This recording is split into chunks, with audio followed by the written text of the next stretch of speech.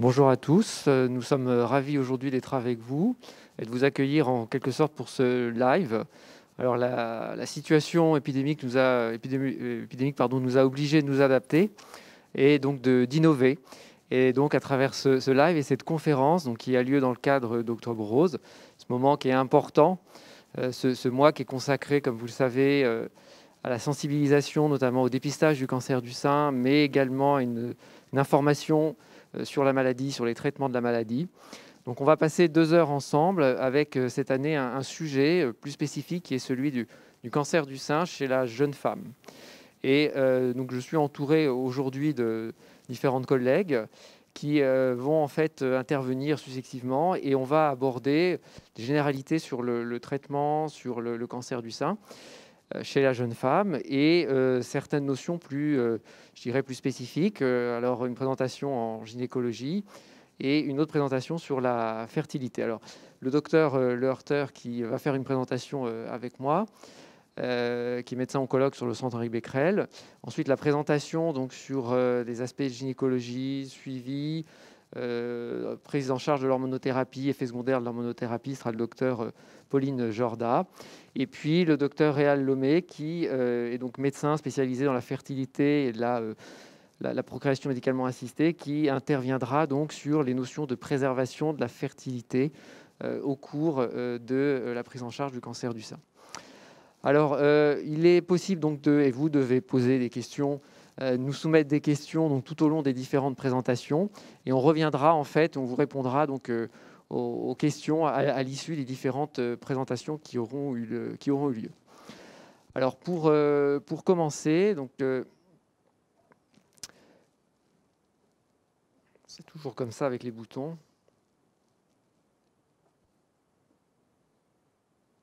On m'avait dit c'est en arrière. Voilà.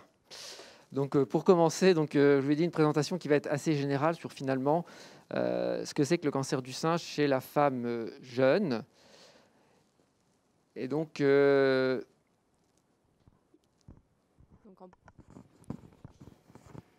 en première question, du coup, est-ce que le cancer du sein chez la femme jeune est fréquent et est-ce que c'est plus grave ?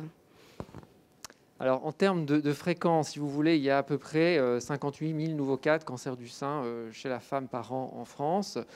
Quand on regarde finalement spécifiquement donc, le sujet qui nous intéresse aujourd'hui, c'est-à-dire celui des jeunes femmes moins de 40 ans, ça représente en fait 5% des cancers du sein, soit à peu près 3 000 nouveaux cas par an en France.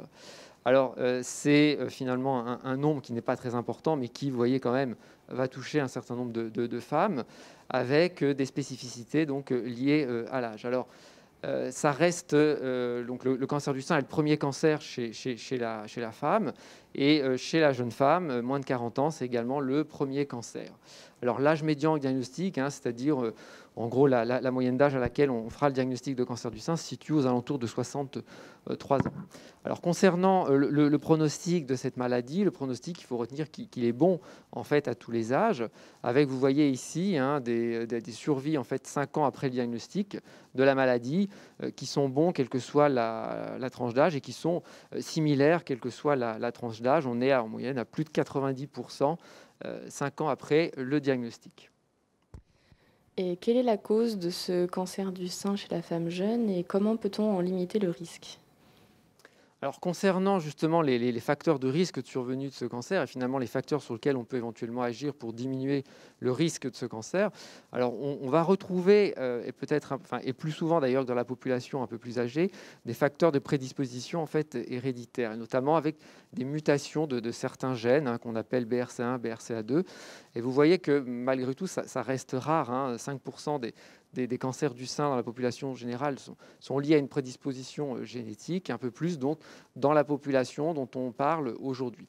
Et cette prédisposition héréditaire donnera lieu en fait à des chirurgies dites prophylactiques, c'est-à-dire préventives, que ce soit au niveau des seins, sous forme donc de mavectomie, d'ablation du sein, mais également au niveau des ovaires. En effet, il y a un lien, quand on est porteur de cette prédisposition génétique, il y a une augmentation du risque de cancer du sein et de cancer de l'ovaire.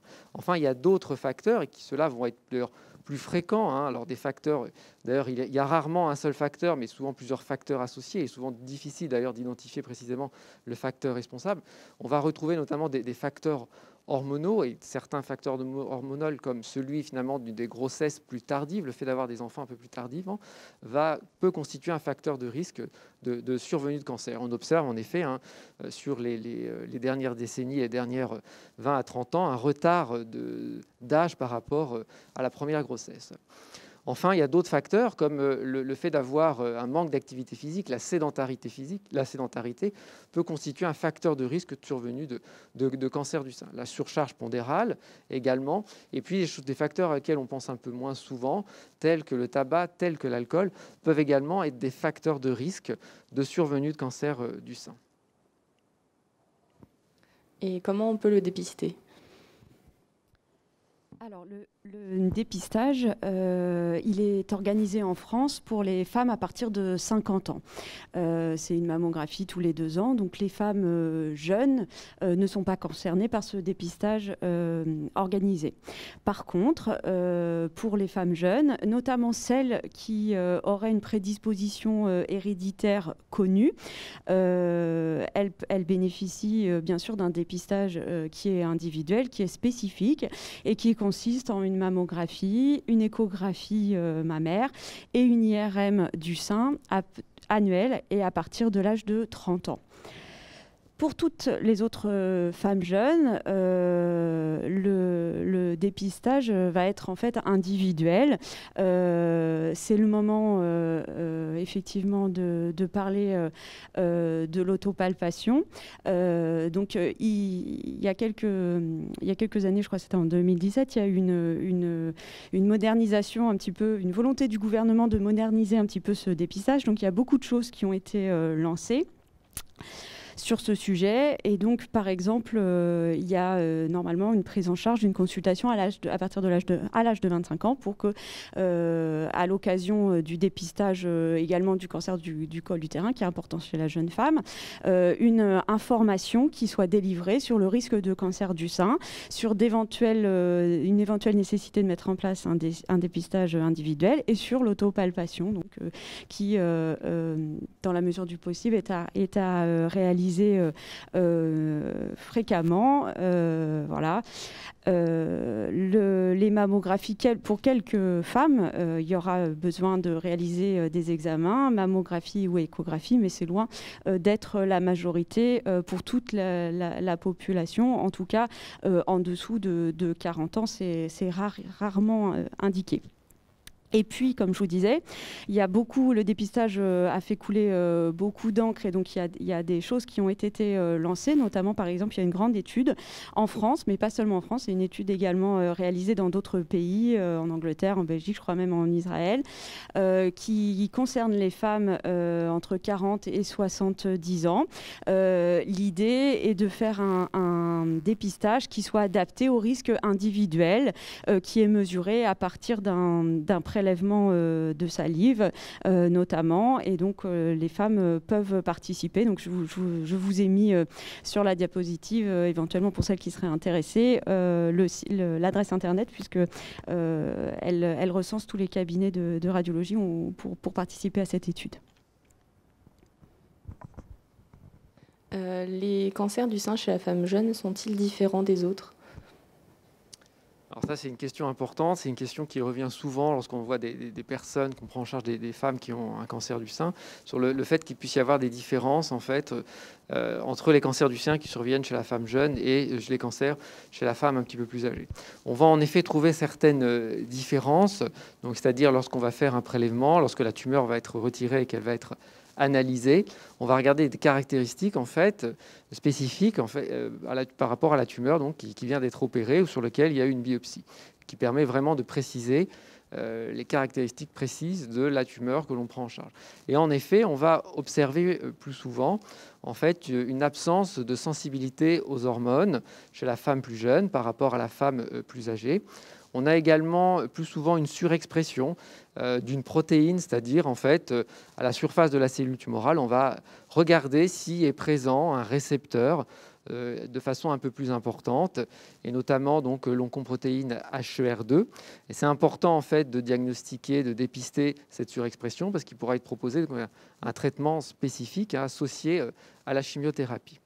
Il y a également donc plus de cancers dits triple négatifs qui associent en fait l'absence d'hormonosensibilité et l'absence de surexpression à l'oncoprotéine, donc HER2.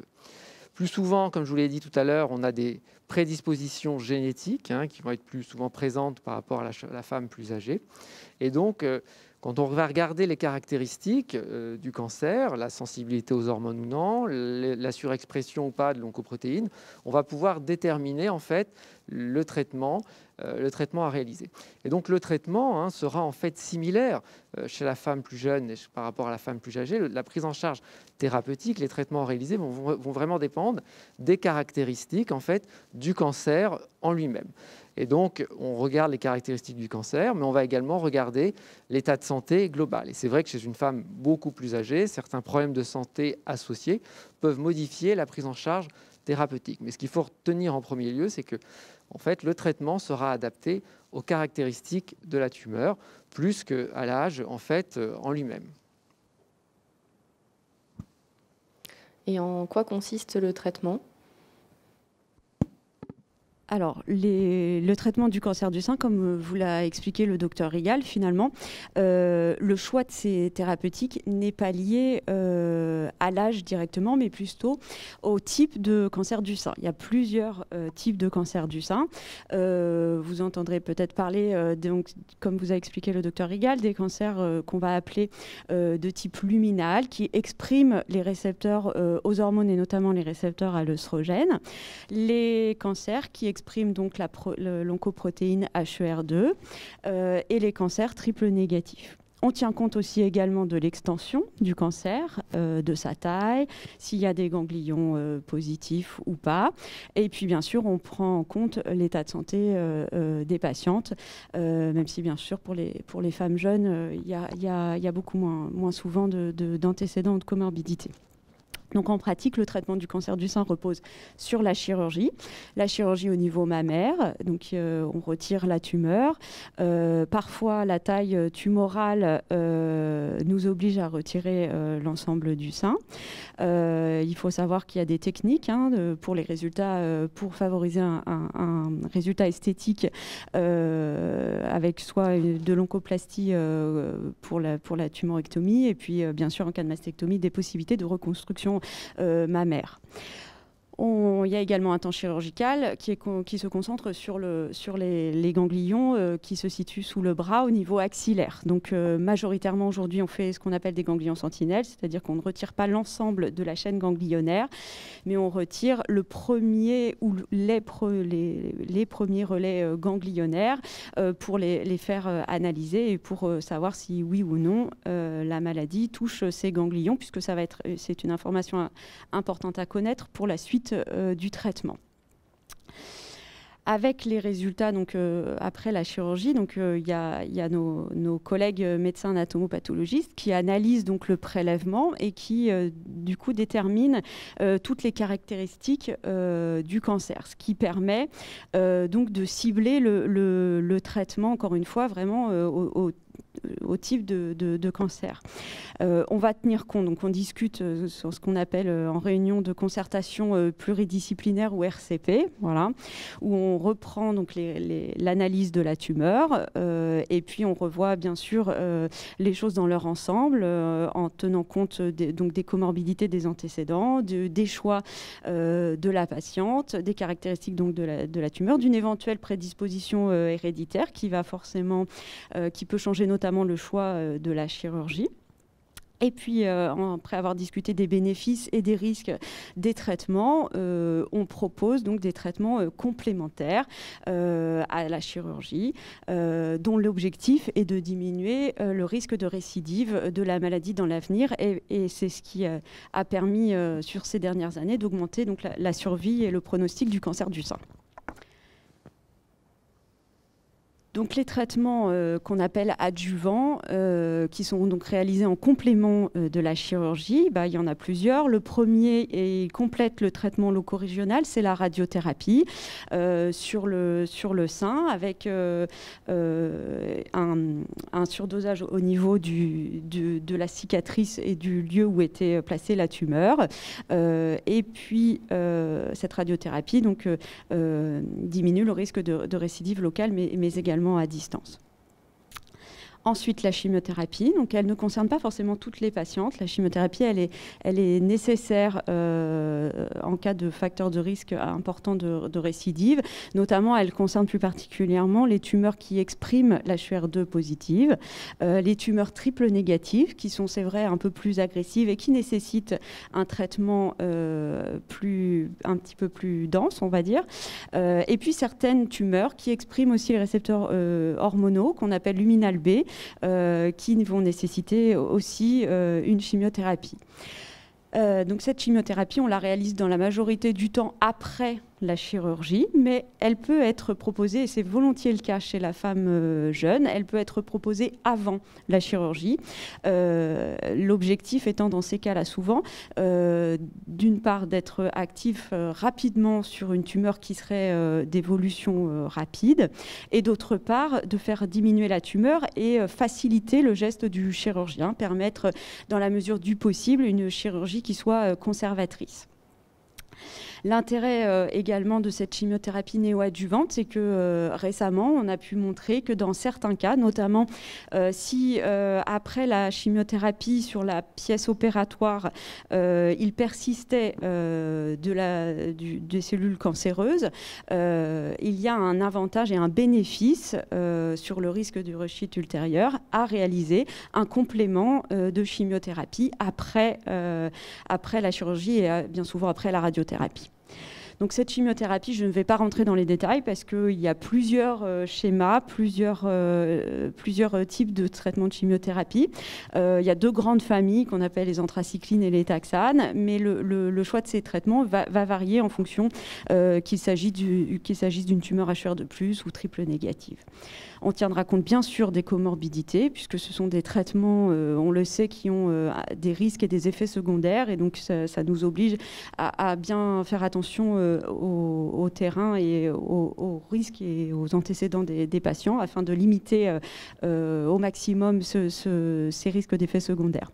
La chimiothérapie, elle dure en général 4 à 6 mois en fonction des schémas, et elle est toujours associée, pour limiter encore une fois le retentissement, à des traitements ce qu'on appelle des traitements de soutien et de support, afin d'en limiter les effets secondaires. Les traitements contiennent aussi des thérapeutiques qu'on appelle ciblées, notamment dans le cancer du sein, et on en a déjà un petit peu parlé, pour tous les cancers du sein qui expriment l'oncoprotéine HER2. Il y a des thérapeutiques donc, spécifiques et ciblées sur cette protéine HER2. Le plus connu, c'est le trastuzumab, qu'on connaît maintenant depuis plusieurs années, qui a révolutionné le pronostic de ces tumeurs. Et puis maintenant, on utilise aussi ce qu'on va appeler un super Herceptine. C'est une combinaison de chimiothérapie et d'herceptine qu'on utilise notamment dans le cas d'une réponse non complète après chimiothérapie et herceptine néoadjuvant sur la pièce opératoire. Et ça, c'est d'utilisation beaucoup plus récente, et ce qui a permis encore une fois d'améliorer franchement le pronostic de ces patientes. Et puis enfin, nous avons une dernière arme thérapeutique pour les patientes qui expriment l'hormonothérapie, qui expriment les récepteurs aux hormones, pardon, c'est donc l'hormonothérapie. Alors l'hormonothérapie, c'est un mauvais mot, c'est un faux ami, c'est un traitement anti-hormonal, en fait c'est un traitement anti-œstrogène. C'est l'occasion du coup pour moi de bien redire que quand on a un cancer du sein, tout ce qui comprend des hormones, notamment des œstrogènes comme la pilule par exemple, ou le traitement de la ménopause pour plus tard, c'est une contre-indication, et c'est une contre-indication à vie, puisque les œstrogènes servent de stimulant en fait aux cellules cancéreuses et aux cellules du cancer du sein. Donc cette hormonothérapie, elle n'est utilisée, elle n'est efficace que si la tumeur, encore une fois, exprime les récepteurs aux hormones. Donc même si c'est un peu moins fréquent chez la femme jeune que chez la femme âgée, ça existe quand même, ça se produit. C'est un traitement qui est en général administré à la fin, après la chimiothérapie et après les rayons en tout cas. Il y a plusieurs schémas également d'hormonothérapie, des durées qui sont variables selon la maladie, selon les facteurs pronostiques et aussi en fonction de la tolérance du traitement, puisque c'est un traitement au long cours qui se prend au minimum pour 5 ans, voire maintenant pour 10 ans, puisqu'on a des études récentes qui ont montré que l'allongement de cette hormonothérapie permettait d'améliorer le pronostic et donc de diminuer le risque de récidive de la maladie. Le traitement le plus connu dans le cancer du sein chez la femme jeune, c'est le tamoxifène, mais il y a maintenant aussi des schémas qui associent donc ce qu'on appelle un agoniste de la LHRH. Donc c'est un médicament qu'on utilise en injection, dont l'objectif est de mettre les ovaires au repos et de créer donc une ménopause artificielle. Et dans ces cas-là, il est associé soit au tamoxifène, soit sinon à ce qu'on appelle une anti-aromatase, qui est plutôt l'hormonothérapie de la femme ménopausée. Donc ces traitements sont très efficaces. Ils ont aussi malheureusement des effets secondaires et notamment de par leur mécanisme d'action, ils entraînent et ils peuvent majorer les symptômes de la ménopause. Et donc ma collègue le docteur Jorda pourra vous préciser un petit peu tout ça et nous donner des pistes pour aider à la tolérance de ces traitements. Donc il y a beaucoup de choses qui sont mises en place sur le sujet notamment et pour aider à la bonne observance et à la bonne conduite des traitements. Y a-t-il des progrès dans les traitements du cancer du sein chez la femme jeune ? Alors oui, plein. Le cancer du sein est fréquent et donc il donne lieu à une recherche très active et heureusement pour nos patientes parce que les choses avancent et bougent sans cesse. Donc c'est plutôt encourageant. Donc il y a une recherche bien sûr, ce qu'on appelle fondamentale, c'est-à-dire que mieux on connaît les tumeurs et on saura mieux déterminer des nouveaux traitements, des nouvelles stratégies. Donc c'est une partie de la recherche qui est importante. Et puis, il y a des recherches aussi qui concernent peut-être un peu plus directement les patients, qui va concerner donc les médicaments ou les techniques chirurgicales, les techniques de radiothérapie. Pour ce qui concerne les médicaments, dans les plus récents, il y a eu des études récentes sur l'hormonothérapie auxquelles on associe donc des thérapeutiques ciblées, puisque maintenant, connaissant de mieux en mieux le fonctionnement des cellules tumorales, on est capable de cibler de plus en plus ces cellules. Et donc, ces nouveaux traitements sont efficaces et permettent d'améliorer le pronostic. Il y a aussi toute une recherche qui est réalisée sur la qualité de vie et le retentissement des traitements qu'on essaye toujours de limiter au maximum. Alors pour les limiter, il faut déjà bien les connaître. Et donc il y a des études actuellement sur la préservation de la fertilité. Je pense que le docteur Lemay nous en parlera. Des études sur le retentissement cognitif des traitements et puis sur l'activité physique dont va nous parler le docteur Rigal. Y a-t-il des particularités dans la prise en charge pendant et après le traitement du cancer chez la femme jeune ? Il y a un certain nombre d'effets secondaires liés directement à la maladie, liés au traitement. On a parlé de la chimiothérapie, on a parlé de l'hormonothérapie, on reparlera des effets secondaires de l'hormonothérapie et tout un tas de traitements complémentaires qu'on va appeler les soins de support vont venir en fait en parallèle de la chimiothérapie, de la radiothérapie, de l'hormonothérapie pour améliorer la qualité de vie, améliorer en fait les répercussions des traitements de la maladie et faire quelque part que les traitements soient mieux supportés, moins d'impact lié à la maladie et au traitement. Et parmi les soins de support qui se sont développés ces dernières années, il y en a un parce que aujourd'hui c'est clairement reconnu comme un soin, c'est l'activité physique et notamment l'activité physique dite adaptée parce qu'elle sera en fait adaptée à l'état de santé de la personne à laquelle on proposera une activité physique. Alors, on parlera d'activité physique, on ne parle pas de sport. Le sport fait partie de l'activité physique, mais on va parler d'activité physique, et l'activité physique, en fait, ça va être tout ce qui va nous entraîner, en fait, une dépense énergétique, c'est-à-dire consommer de l'énergie de façon un peu plus importante que la dépense énergétique en fait au repos. Et clairement, le fait d'avoir une activité physique, ça va être une contraction musculaire et en contractant ces muscles, on va en fait augmenter la dépense énergétique. L'activité physique, ça améliore les capacités cardiaques, les capacités vasculaires, pulmonaires, et ça augmente la force musculaire. Alors, l'activité physique, il y a maintenant beaucoup d'études en fait, qui ont été faites dans la population de femmes prises en charge pour un cancer du sein, et notamment auprès de jeunes femmes prises en charge pour un cancer du sein. Ça a démontré, parmi les bénéfices démontrés, que clairement, ça permet de réduire la fatigue, ça améliore la qualité de vie et le bien-être. Et s'il y a un traitement finalement qui marche contre la fatigue, ça va être la pratique d'une activité physique. Voilà. En dehors de ces bénéfices sur la fatigue, la qualité de vie et le bien-être, on a également des données intéressantes sur le fait que le fait de pratiquer une activité physique est si possible le plus tôt possible par rapport à la prise en charge de la maladie. Au décours de l'opération, pendant la chimiothérapie qui va être faite à la suite de l'opération, plus on commencera rapidement, plus on aura des bénéfices sur la qualité de vie, sur la fatigue, sur le bien-être, sur moins de troubles du sommeil, moins d'anxiété, une amélioration de l'image corporelle.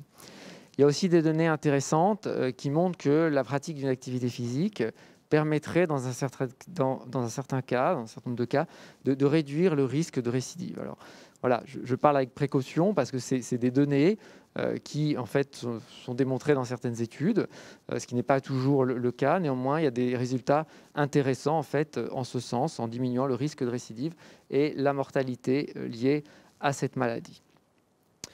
Une notion importante, c'est que comme je vous ai parlé d'activité physique adaptée, donc adaptée à votre état de santé, dès lors où l'activité physique est adaptée, il n'y aura pas de complications en fait, à sa pratique. Et clairement, on encourage cette pratique le plus tôt possible. On a parlé des effets secondaires, de la chimiothérapie, de l'hormonothérapie, et parmi ces effets secondaires qui sont redoutés, il y a la prise de poids. Et en fait, cette prise de poids, elle est fréquente. Dans plus de la moitié des cas, on va observer une prise de poids alors qu'on est sous chimiothérapie ou bien qu'on soit après sous hormonothérapie, et ce, quels que soient les traitements.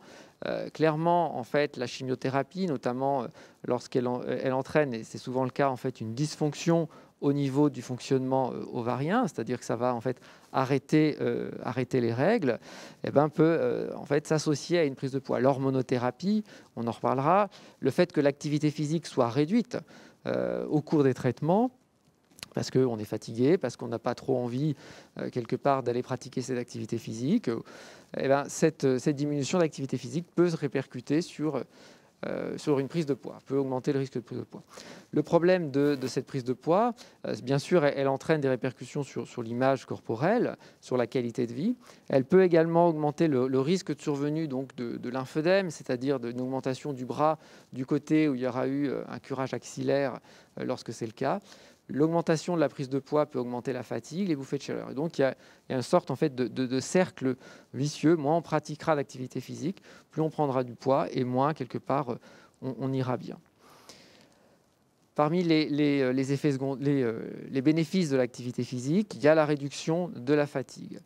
La fatigue, elle est extrêmement fréquente, voire constante au cours des traitements, que ce soit bien sûr pendant la chimiothérapie, mais pendant la radiothérapie et au décours des traitements. Et en effet, cette fatigue, elle est rapportée pendant les traitements, mais elle a tendance à persister plusieurs mois, voire dans certains cas plusieurs années après les traitements. Il y a eu beaucoup d'études, on a essayé des médicaments, on a essayé différentes choses pour voir si finalement on pouvait réduire cette fatigue, que ce soit pendant les traitements, mais également après les traitements. Et clairement, cette fatigue qui est de causes multiples, qui est liée à la chimiothérapie, qui est liée au fait de prendre une hormonothérapie, qui est liée au fait également qu'on peut avoir une anxiété, une dépression liée au traitement. Et parmi en fait, tout ce qui a pu être essayé pour réduire cette fatigue, ce qui marche le mieux, c'est la pratique en fait de l'activité physique. Clairement, les données des différentes études qui ont été faites dans la population de femmes prises en charge pour un cancer du sein, toutes ces études démontrent que la pratique d'une activité physique, et d'autant plus que cette activité physique sera précoce par rapport au début de la prise en charge, montre en fait des bénéfices importants. Alors, y a-t-il des précautions à la pratique de l'activité physique? Je vous ai dit qu'elle devait être adaptée.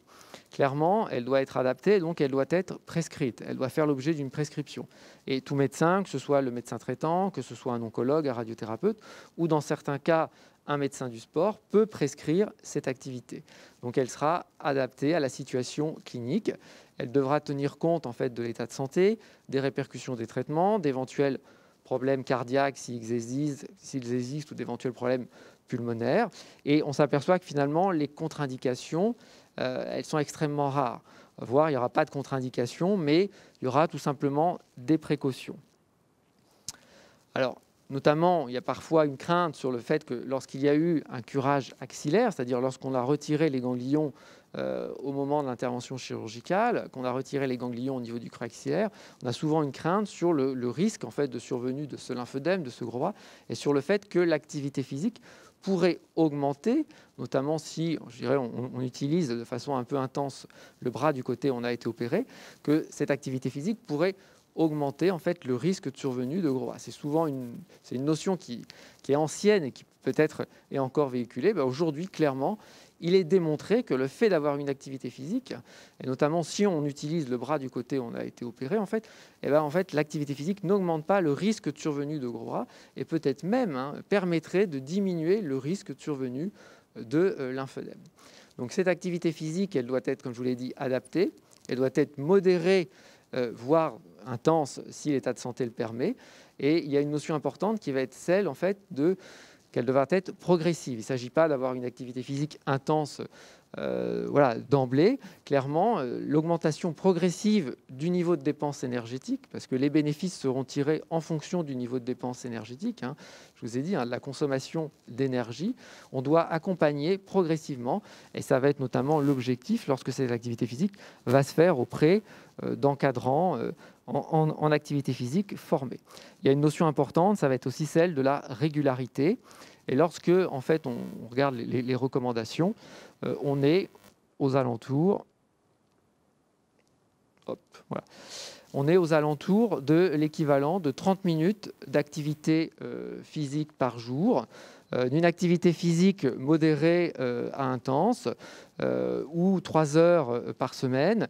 Et clairement, la marche à pied, le vélo, la gymnastique conviennent tout à fait. Donc, c'est des choses que vous pouvez faire, je dirais, sans forcément avoir un coach à disposition.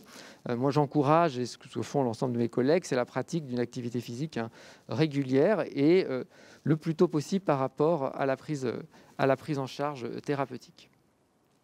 Alors, où pratiquer cette activité physique? L'objectif, c'est d'essayer, comme je vous l'ai dit, d'encadrer et progressivement de permettre une activité physique régulière dans des conditions de sécurité optimales. Il existe aujourd'hui différents endroits sur la région où on peut pratiquer en fait une activité physique adaptée lorsqu'on est pris en charge pour un cancer du sein. Et il y a notamment ici, vous voyez, un programme régional qui s'appelle le programme IMAPAC. C'est un programme qui est porté en fait par le réseau de cancérologie, donc Onco-Normandie. Vous voyez une carte en fait sur la diapositive avec différents points sur la Normandie. Alors beaucoup de choses en Basse-Normandie, mais la carte est un petit peu ancienne. Initialement, en fait, c'est un programme qui avait été mis en place en Basse-Normandie, qui se développe en fait en Haute-Normandie. Et en fait, ces différents points que vous voyez apparaître, ce sont des endroits où peut être pratiquée une activité physique donc adaptée, c'est-à-dire avec des personnes qui ont été formées, des éducateurs sportifs ou des coachs, comme on peut les appeler, qui sont spécifiquement formés donc, à la pratique d'une activité physique adaptée. Et donc, quel que soit en fait, le moment où vous êtes pris en charge, que ce soit pendant les traitements ou après les traitements, vous voyez, jusqu'à 1 an après l'arrêt des traitements, vous pouvez bénéficier en fait, de séances d'activité physique donc, adaptées avec une prise en charge financière, au moins pour 12 séances, par le réseau de cancérologie. Donc vous retrouverez en fait sur le site IMAPAC, www.imapac.fr. Vous allez sur le site et vous voyez la carte, et en fonction justement de l'endroit où vous habitez, vous devez pouvoir trouver à proximité un lieu de pratique d'activité physique adapté. Parmi les autres effets secondaires décrits en cours de traitement ou au décours des traitements, on a parlé de la fatigue, on a parlé de la prise de poids, il y a les bouffées de chaleur, des choses qu'on en parlera, mais il y a également un effet secondaire qui est souvent rapporté, que l'on appelle le brouillard cognitif. En fait, la cognition, c'est tout ce qui est en lien avec le fonctionnement cérébral, c'est-à-dire la concentration, la mémoire, l'attention. Et on s'aperçoit qu'au cours des traitements, notamment au cours de la chimiothérapie, peuvent apparaître des difficultés de concentration, de mémorisation, pour avoir une attention soutenue, pour la lecture, pour un certain nombre d'activités, qui vont retentir sur la qualité de vie, qui vont retentir sur, éventuellement à distance, sur une possibilité de reprendre une activité professionnelle. Alors, il faut savoir que c'est fréquent, dans quasiment la moitié des cas, 30 à 40% des cas, vont être décrits en fait ces symptômes, vont être rapportés ces symptômes, souvent liés à la chimiothérapie, mais également éventuellement liés à l'hormonothérapie. Et que vous voyez la mémoire de travail, l'attention, les fonctions exécutives, c'est-à-dire la capacité à effectuer certaines tâches, peut en fait être altérée. Donc ça survient en fait progressivement, c'est modéré, même ça peut être qualifié de subtil, et ça va être transitoire. Et ça, c'est quelque chose d'extrêmement important, c'est que même si on a l'impression au moment des traitements que c'est très invalidant, il faut se dire qu'à distance des traitements, avec en fait un temps de récupération, progressivement, ces symptômes vont disparaître. Alors, on essaye justement d'améliorer, et notamment sur l'établissement, on travaille sur ce sujet-là depuis maintenant plusieurs années.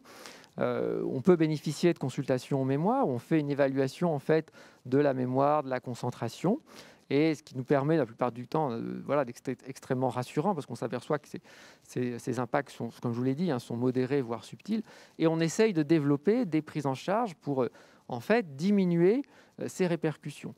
Et notamment, parmi en fait, les moyens qui peuvent diminuer en fait, ces difficultés, l'activité physique pourrait être intéressante, mais également la rééducation cognitive, c'est-à-dire la stimulation cognitive, le fait d'avoir des exercices de stimulation en fait, au niveau cérébral, également, sont des éléments de prise en charge intéressants.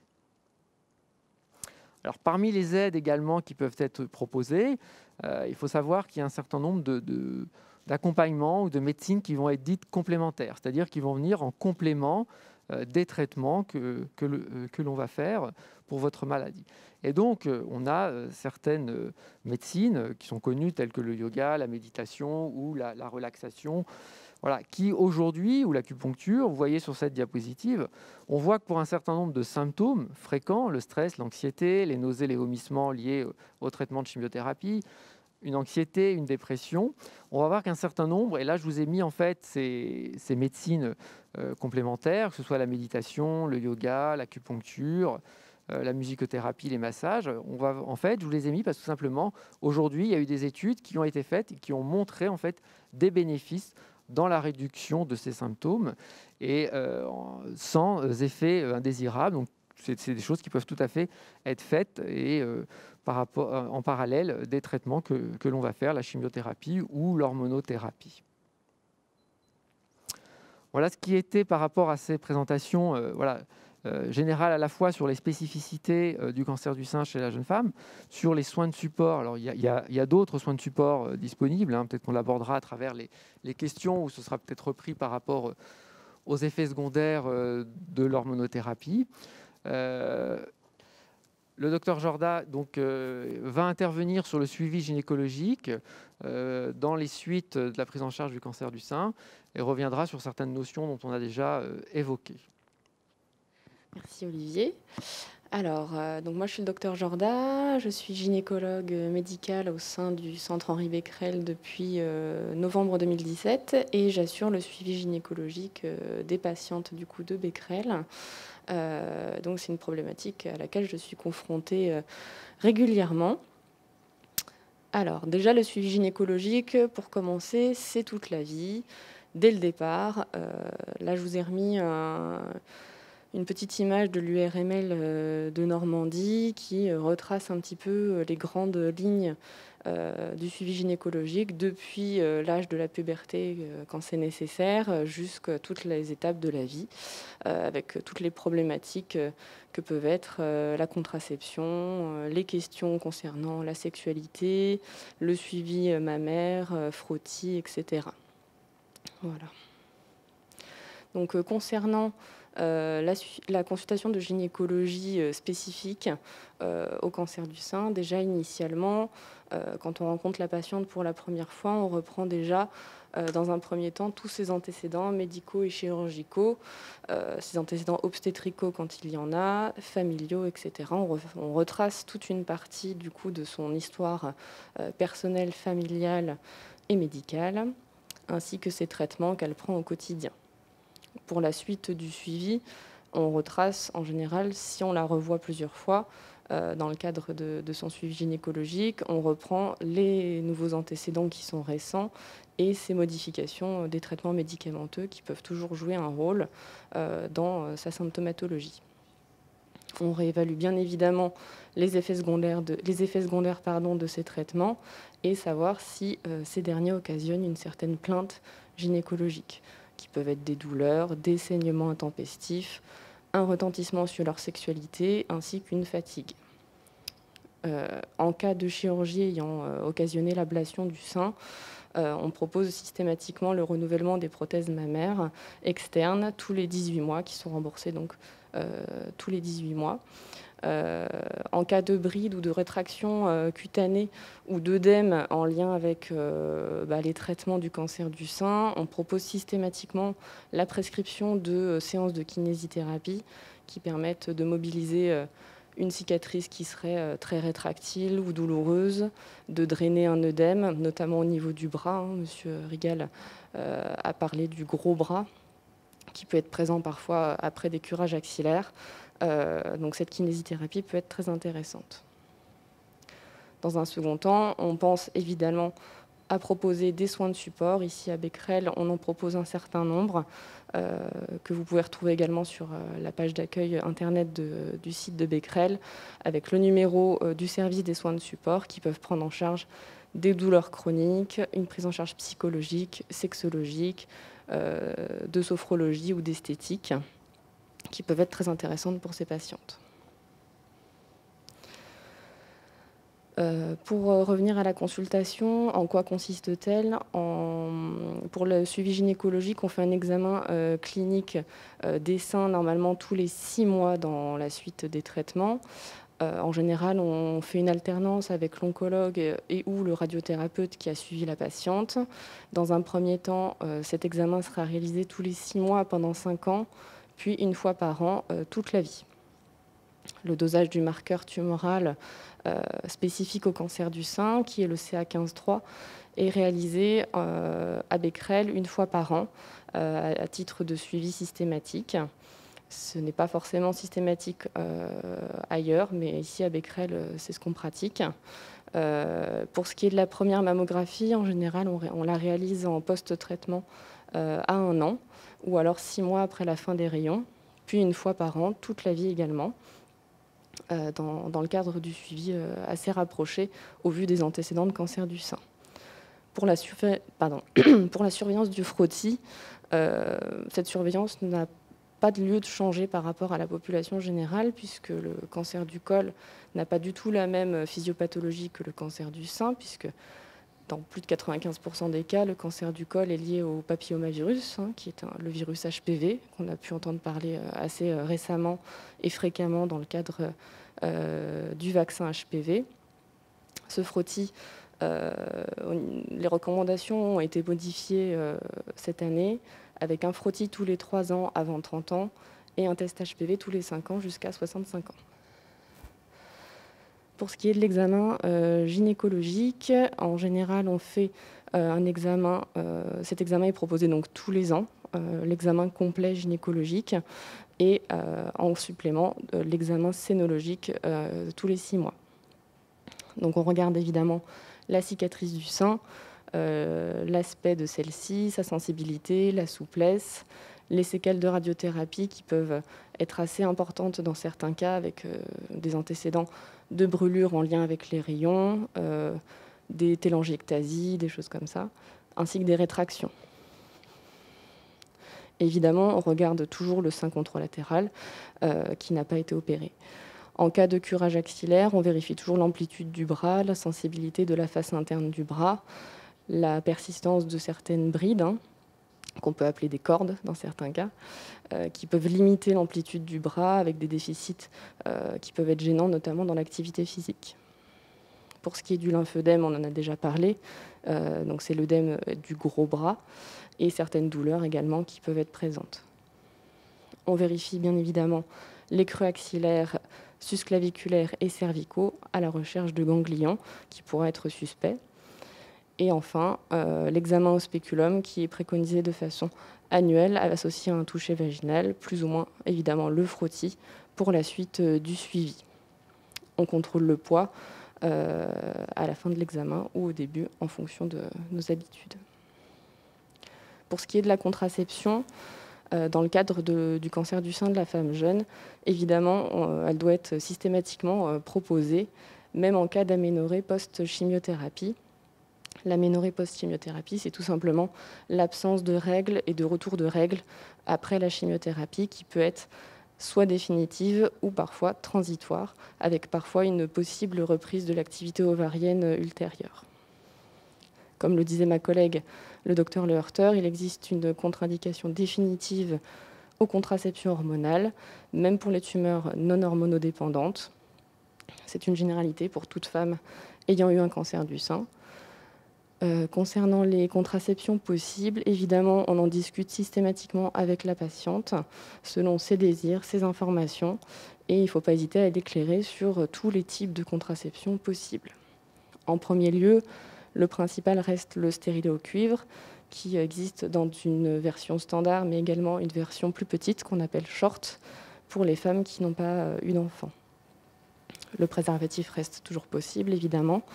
La stérilisation définitive par ligature de trompe, qui nécessite une consultation avec un chirurgien gynéco dans un premier temps, avec un délai de réflexion qui est encore actuellement de 4 mois pour réaliser cette ligature.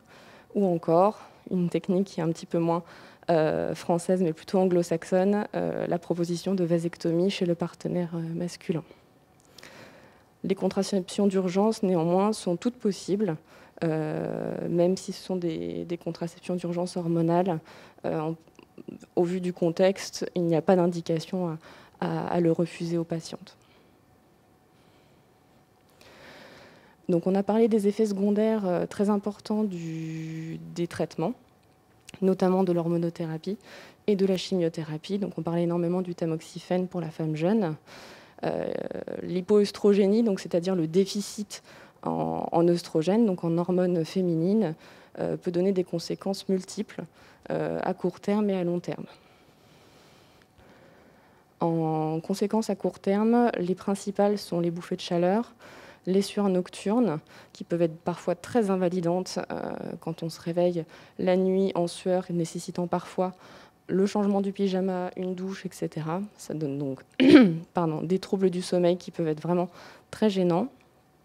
Une sécheresse vaginale directement en lien avec l'absence d'hormones féminines, pouvant provoquer des irritations, des brûlures, des démangeaisons vulvaires, ainsi que des douleurs pendant ou après les rapports sexuels qu'on appelle dyspareunie profonde ou d'intromission, c'est-à-dire au début du rapport, ainsi que des troubles de la libido avec une baisse du désir sexuel consécutif à l'absence d'hormones. Concernant les conséquences à long terme, donc on a déjà vu la problématique de la fatigue qui peut être très importante, un syndrome dépressif, certains troubles cognitifs, notamment en lien, comme on l'a vu avec le brouillard post-chimiothérapie ou avec l'hormonothérapie. L'augmentation du cholestérol et l'altération des parois vasculaires font partie des conséquences, malheureusement, de l'hypoœstrogénie. On a tendance, ces derniers temps, a diabolisé une bonne partie des hormones féminines. Néanmoins, ces hormones sont indispensables pour la bonne qualité des parois vasculaires, ainsi d'ailleurs que le tissu osseux. Et donc, cette hypoœstrogénie occasionne également une modification de la répartition de la graisse corporelle qui, auparavant, était plutôt au niveau des cuisses, des hanches, et puis avec l'hypoœstrogénie, occasionne un stockage qui est plus important au niveau de l'abdomen. Concernant les traitements symptomatiques de l'hypoœstrogénie, leur efficacité est assez variable selon les femmes.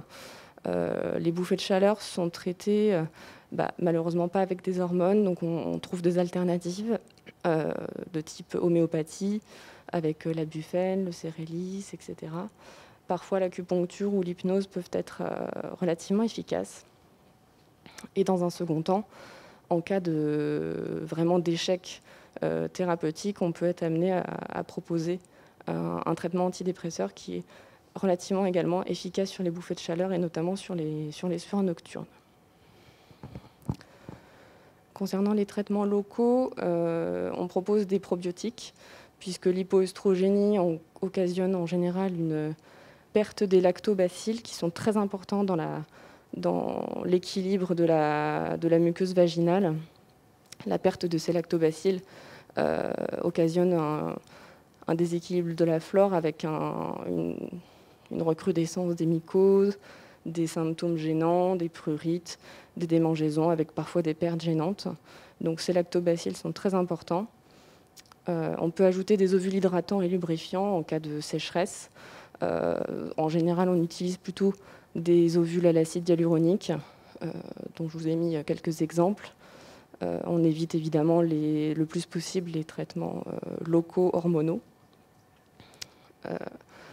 En cas de sécheresse vraiment très invalidante, avec un échec des ovules et des traitements locaux en général, on peut proposer certaines alternatives qui sont un peu plus invasives, de type laser, injection d'acide hyaluronique et radiofréquence, mais qui sont malheureusement, dans la plupart des cas, non remboursées. Donc, comme je disais, on propose en systématique des techniques plutôt non hormonales en première intention, mais au cas par cas, en fonction de certains symptômes, on peut être amené parfois à utiliser certains traitements hormonaux tout à fait locaux et de façon ponctuelle, mais tout à fait en fonction de la pathologie de la patiente et bien sûr en l'informant.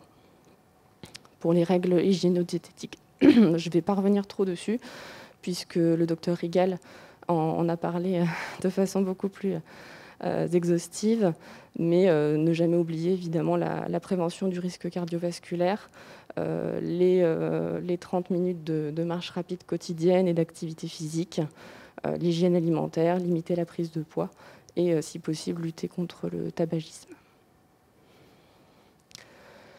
Alors là, je vais aborder la question de la santé sexuelle pendant et après cancer, qui est un chapitre assez important, longtemps méconnu, longtemps tabou, qui fait partie maintenant, heureusement, du plan cancer. Il faut savoir que cette santé sexuelle fait totalement partie de la qualité de vie et il est très important d'aborder le sujet. L'atteinte de l'intimité est présente dans toutes les pathologies cancéreuses et notamment dans toute pathologie chronique en général. L'atteinte du corps et de la représentation de soi et de sa féminité peut être très très importante et très inquiétante pour la patiente, avec une atteinte du partenaire qui est consécutive, une perte du sentiment d'être désirable, une perte de confiance en soi, qui peuvent être vraiment très impactants sur la qualité de vie de ces patientes. Quand est-ce qu'il faudrait en parler ? Dès la prise en charge. L'incidence des effets secondaires des traitements sur la vie sexuelle devrait être directement abordée avec les patientes, avec une réévaluation au cours du parcours de soins et notamment également en fin de traitement. Concernant les conséquences sexologiques, les principaux sont les troubles du désir, avec des difficultés de la première phase de la réponse sexuelle, avec notamment des troubles de l'excitation, de lubrification, occasionnant, comme je l'avais dit précédemment, des douleurs lors des rapports sexuels de type dyspareunie, ainsi que donc consécutivement des troubles du plaisir et de l'orgasme, et au total une réelle insatisfaction sexuelle pour la patiente et pour le couple. Je vous ai remis une diapo de l'AFSOS, il me semble que c'est l'association française des soins oncologiques de support, si je ne me trompe pas, qui a fait plusieurs chapitres, enfin en tout cas plusieurs diaporamas sur les conséquences sexuelles, sur la santé sexuelle du cancer du sein. Ici, je vous ai remis les principales conséquences et effets indésirables des molécules utilisées lors de la chimiothérapie et de l'hormonothérapie. Donc, c'est un résumé que je vous ai fait un petit peu précédemment, avec tous les effets sur l'appareil gynécologique, principalement la sécheresse vaginale, la disparition des règles et les effets généraux tels que la fatigue, la perte de cheveux, etc., qui renforcent l'altération du schéma corporel. Quel type de prise en charge on peut proposer aux patientes? Dans un premier temps, déjà traiter si possible les symptômes physiques à l'aide des traitements locaux, les ovules, les crèmes, et ne serait-ce qu'en parler avec la patiente, déjà, c'est un premier pas.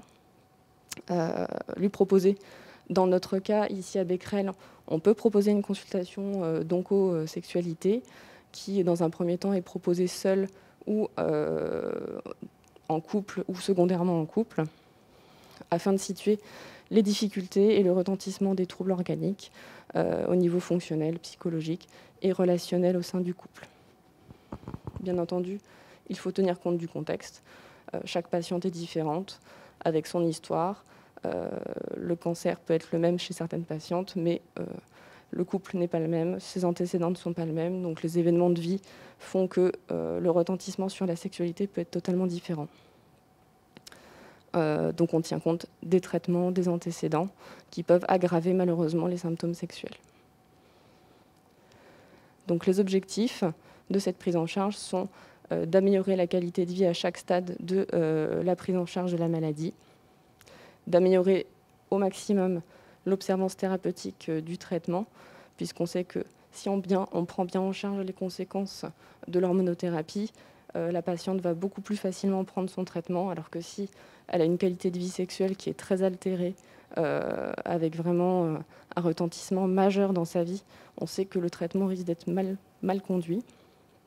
Et puis ça permet, le fait d'en parler permet d'instaurer une confiance entre la patiente et le médecin qui fait partie de la prise en charge et de l'observance thérapeutique.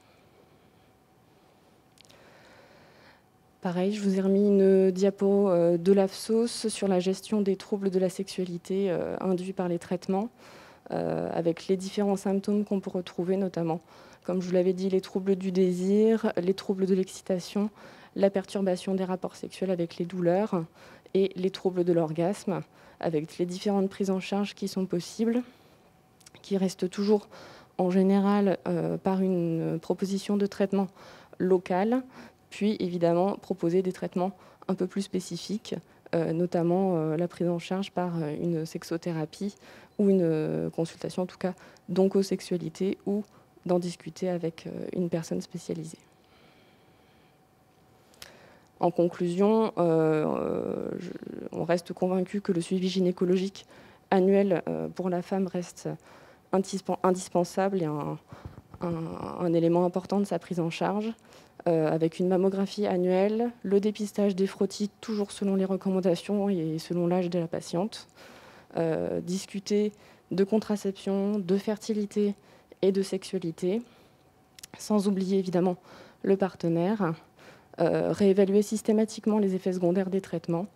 En cas de désir d'une reconstruction mammaire, on fait partie des premiers intervenants à orienter la patiente. Donc, pas hésiter à l'orienter vers le chirurgien adapté. Améliorer la qualité de vie générale pendant et post-cancer, tout en pensant aux soins de support, en donnant le numéro encourageant la patiente. Et tout ceci pour améliorer la prise en charge globale de la patiente. Voilà, je vous remercie de votre attention.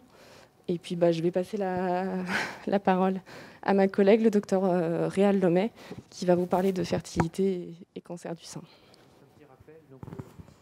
Continuez à poser toutes les questions, on y répondra à la fin des sessions. Il reste encore une présentation. Et voilà, et après, on aura le temps de répondre vraiment. Donc, allez-y, posez toutes les questions que vous souhaitez poser. L'objectif, c'est d'être aussi, même si on n'est pas présent ensemble physiquement, d'être dans l'interactivité. Voilà, donc encore une présentation et ensuite on répondra aux différentes questions qui sont posées au fil de l'eau. Bonjour, je suis le docteur Audrey Réal-Lomé, je suis gynécologue au CHU de Rouen et je travaille principalement dans le centre d'assistance médicale à la procréation. Merci à vous de m'avoir convié aujourd'hui pour la présentation. Donc, quand on parle fertilité, il faut d'abord s'intéresser à ce que c'est la réserve ovarienne. Donc, chez la femme, il y a 2 ovaires et chaque femme naît avec un stock prédéfini d'ovules, de follicules sur les ovaires qui sont entre 300 000 et 1 million sur chaque ovaire. Ce stock, il va ne faire que décroître au cours de la vie de la femme, avec un accroissement qui va être majeur à partir de 35 ans, et qui va encore s'accélérer au-delà de 40 ans jusqu'à la ménopause. Chaque follicule sur les ovaires, schématiquement, va contenir un ovule ou ovocyte, qui est la gamète féminine, qui va permettre la fécondation ensuite et la formation d'un embryon quand il va rencontrer un spermatozoïde. Nous, en tant que gynécologue, on a quelques marqueurs plus ou moins fiables qui vont permettre d'évaluer la réserve ovarienne. Depuis une dizaine d'années environ, on fait des dosages d'AMH. L'AMH, c'est l'hormone antimullérienne. Elle va refléter le stock folliculaire global sur les ovaires. Cette AMH, on peut la doser à n'importe quel moment du cycle, même si nous, en général, les bilans de fertilité, on les fait au 3e jour du cycle. Et cette AMH, on peut aussi la faire sous contraception hormonale. Dans ce cas-là, elle sera un petit peu diminuée, mais on sait l'adapter. Un autre marqueur d'évaluation de la réserve ovarienne, c'est le compte des follicules en trop, qui sont les petits follicules qui, à chaque début de cycle, vont sortir à la surface des ovaires. On va les compter et ces follicules en trop, ils font 2 à 8 mm. Donc vous avez là sur l'image d'échographie un ovaire et chaque petite tache noire que vous pouvez voir sur l'ovaire représente un follicule antral. Normalement, ce compte, il fait également, comme dans notre bilan de fertilité, au 3e jour des règles, mais ça va donner quand même une évaluation globale quand on va la faire à n'importe quel moment du cycle.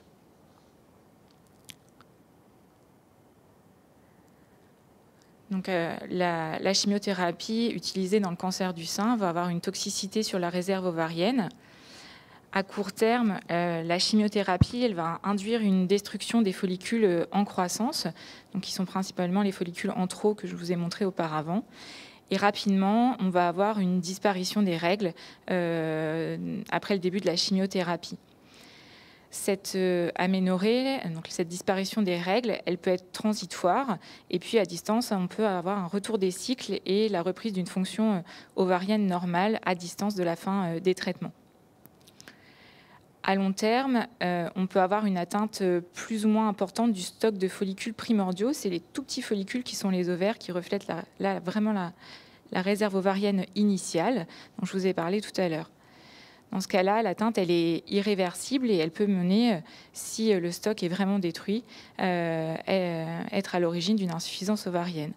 Je vous ai dit tout à l'heure que chaque femme naissait avec un stock prédéfini et ce stock, il est plus ou moins fourni selon les femmes. Et on n'est pas tous égales et il y a des fois, ça va être un stock qui va être très riche et puis il y a des fois, on est déjà un petit peu pauvre en follicules. L'atteinte à long terme, elle va être dépendante du type de molécule utilisée lors de la chimiothérapie et surtout de sa dose. Et puis, de l'âge de la patiente au moment du traitement de chimiothérapie et de sa réserve ovarienne au moment des traitements, où elle en est de son capital folliculaire.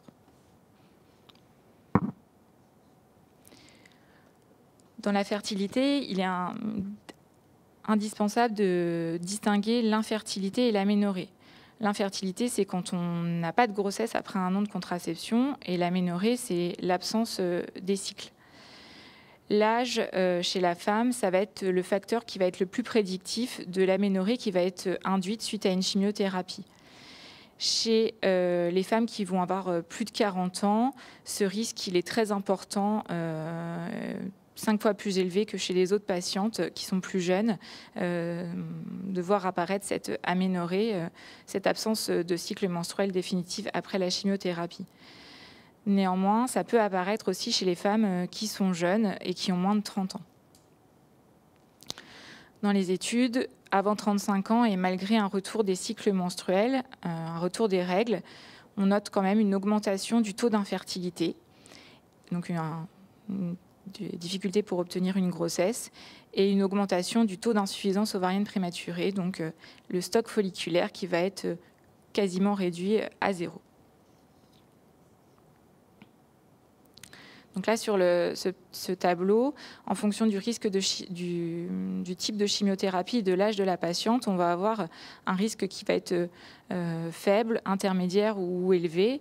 Dans les chimiothérapies un peu classiques utilisées dans le cancer du sein, avant 30 ans, le risque reste faible. Entre 30 et 39 ans, on va être sur un risque intermédiaire, et au-delà de 40 ans, on va être sur un risque élevé d'obtenir une aménorrhée, une disparition complète des cycles.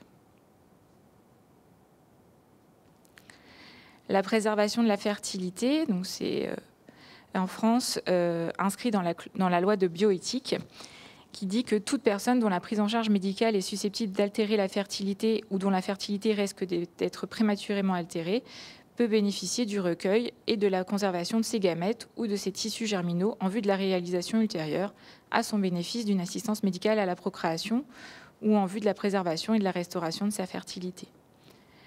Ce principe, il a été repris dans plusieurs recommandations par l'Institut national du cancer en 2010, mais également par notre Collège national des gynécologues obstétriciens en 2010, qui dit que toute femme de moins de 40 ans devant recevoir un traitement gonadotoxique, donc c'est-à-dire qui va être toxique pour ses ovaires, doit être informée des risques des traitements et des possibilités de préservation de la fertilité. Ces mesures, elles sont reprises également dans le plan cancer 2014-2019 pour promouvoir la préservation de la fertilité. Alors pourquoi on note donc avec tous ces éléments qu'il est important de proposer aux patientes une préservation de la fertilité dans le cadre du cancer du sein. Actuellement, il y a un désir de maternité qui est chez la femme à un âge de plus en plus avancé.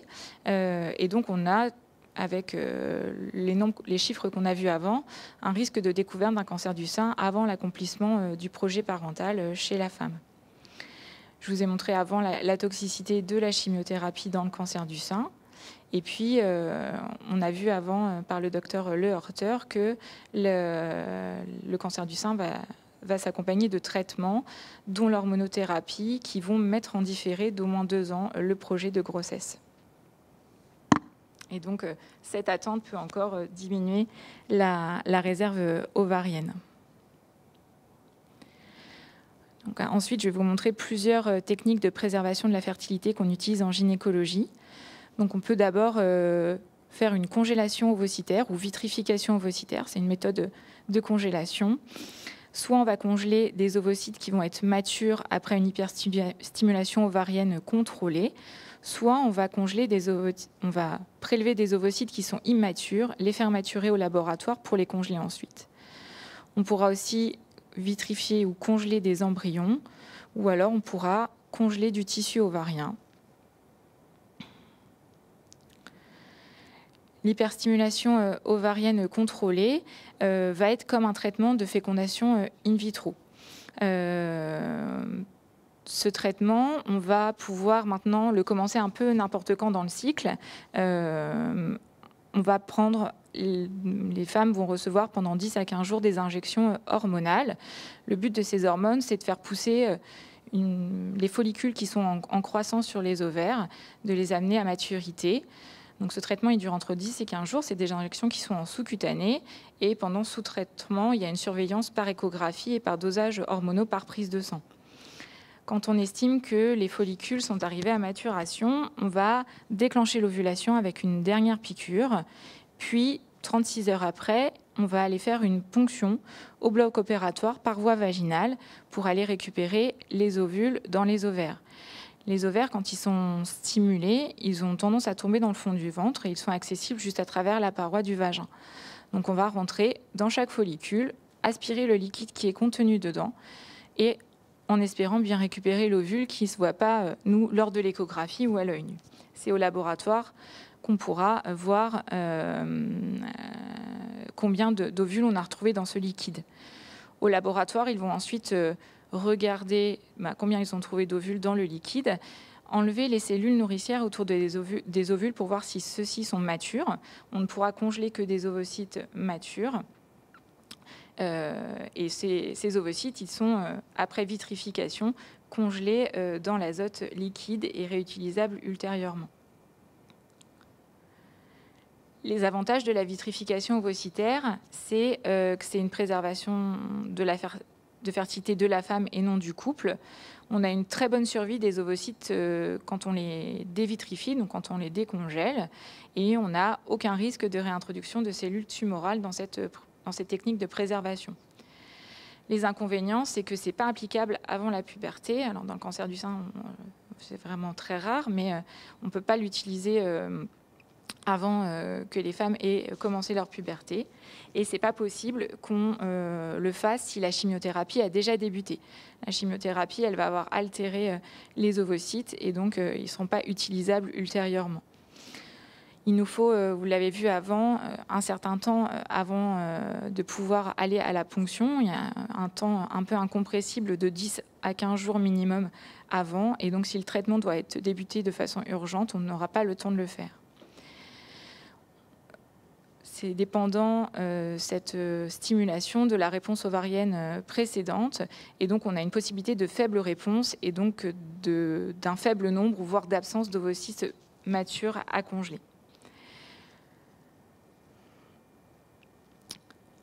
La vitrification embryonnaire, le traitement va être le même. On va faire la même stimulation hormonale, on va faire la même ponction et à la fin, au lieu de congeler les ovocytes matures, on va faire une fécondation in vitro de type ICSI pour obtenir 2 jours après des embryons qu'on peut congeler. Le traitement est le même avant et je vais vous expliquer en fin de diaporama la FIV, comment ça se passe. L'avantage, c'est que de cette technique, c'est qu'on a plus de recul dans la littérature sur la congélation embryonnaire. Hein, c'est des techniques qu'on fait depuis très longtemps. Les embryons, on peut les congeler au 2e ou 3e jour de vie ou au 5e, 6e jour au stade blastocyste. L'inconvénient, c'est que c'est une préservation de fertilité du couple et non de la femme. Les embryons appartiennent à l'homme et à la femme dont ils sont issus. Et si le couple se sépare, les embryons ne sont plus utilisables par la femme. L'autre technique de congélation d'ovules, c'est la maturation in vivo.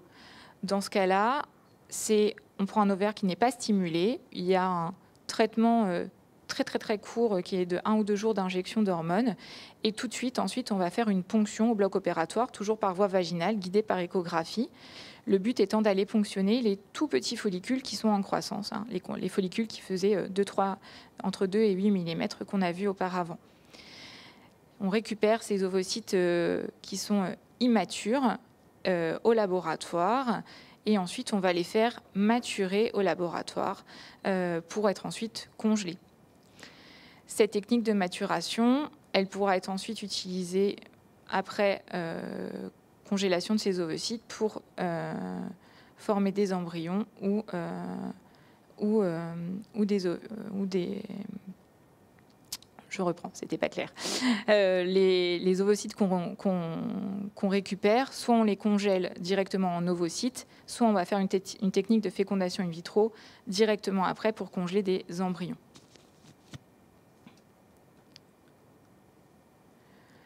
la congélation de tissu ovarien. Dans ce cas-là, on va prendre un ovaire qui... J'ai l'impression d'avoir loupé une diapo. La congélation de tissu ovarien, on va prendre les ovaires. Et là, ça va nécessiter une intervention chirurgicale par cœlioscopie. On va aller...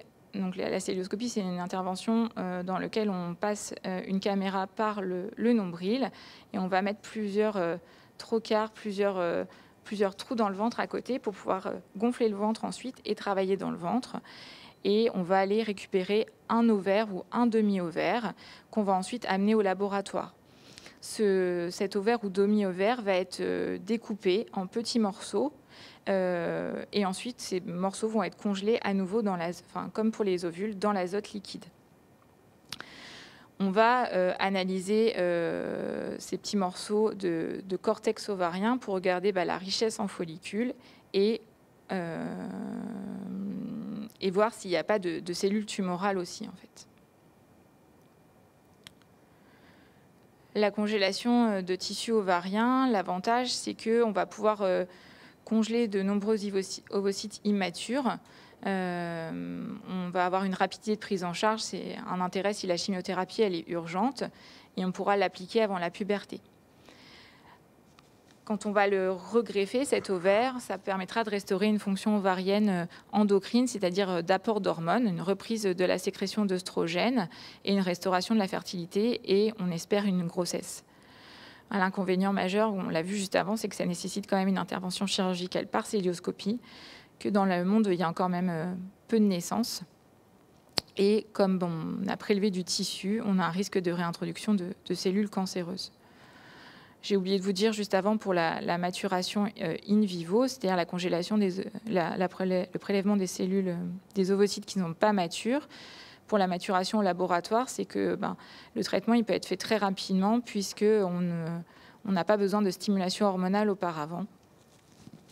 Mais c'est une technique qui est encore un petit peu, qui n'est pas depuis très longtemps et on n'a pas encore beaucoup de recul, notamment sur les naissances par la suite.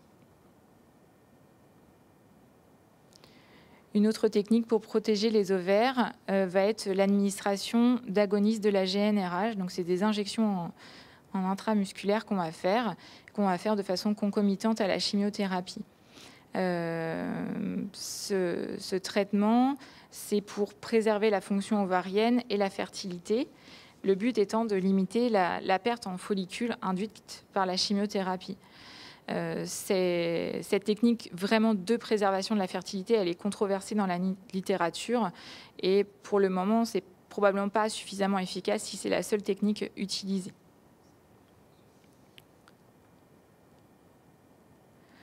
Donc, dans la décision de prise en charge en préservation de la fertilité, on va proposer aux patientes une consultation d'information sur la fertilité et une possibilité de préservation de fertilité assez rapidement après la découverte du cancer.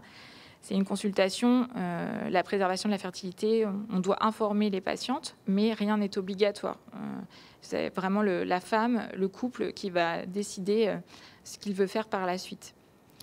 Le choix de la préservation de la fertilité et de la technique sera fait en fonction de l'âge de la patiente au moment du traitement, des grossesses antérieures, des maternités antérieures, est-ce qu'elle a déjà eu des enfants, s'il y avait encore un projet de grossesse au sein du couple, sa situation familiale, célibataire, en couple, le type du cancer et son stade, le schéma de traitement prévu et de la réserve ovarienne initiale qu'on pourra doser au moment de la découverte du cancer avec les marqueurs qu'on a vus précédemment, que sont l'AMH et les comptes des follicules en trop.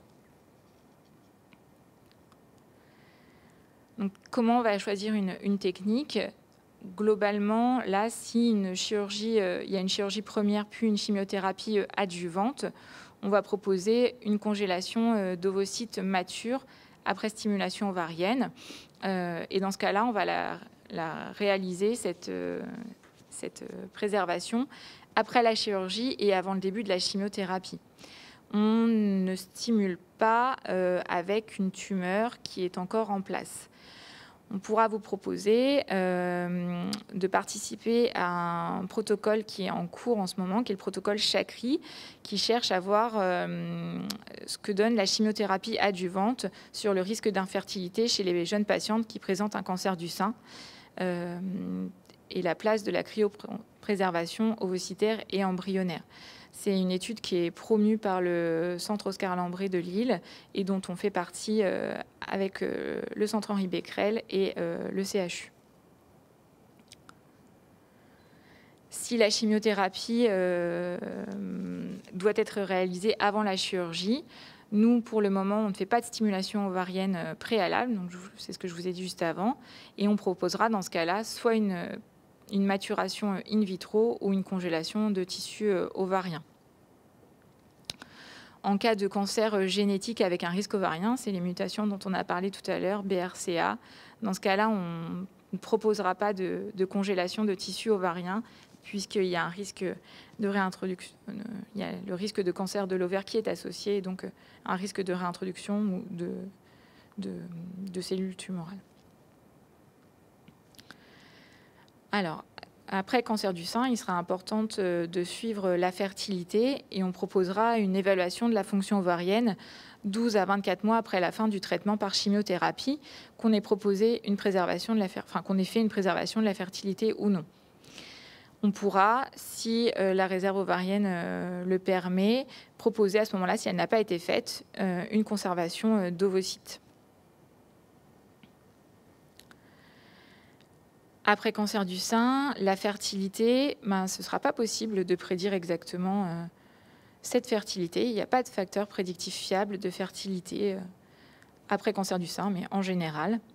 Néanmoins, l'absence de règles vraiment à distance de l'arrêt de la chimiothérapie sera un facteur de mauvais pronostic pour la fertilité.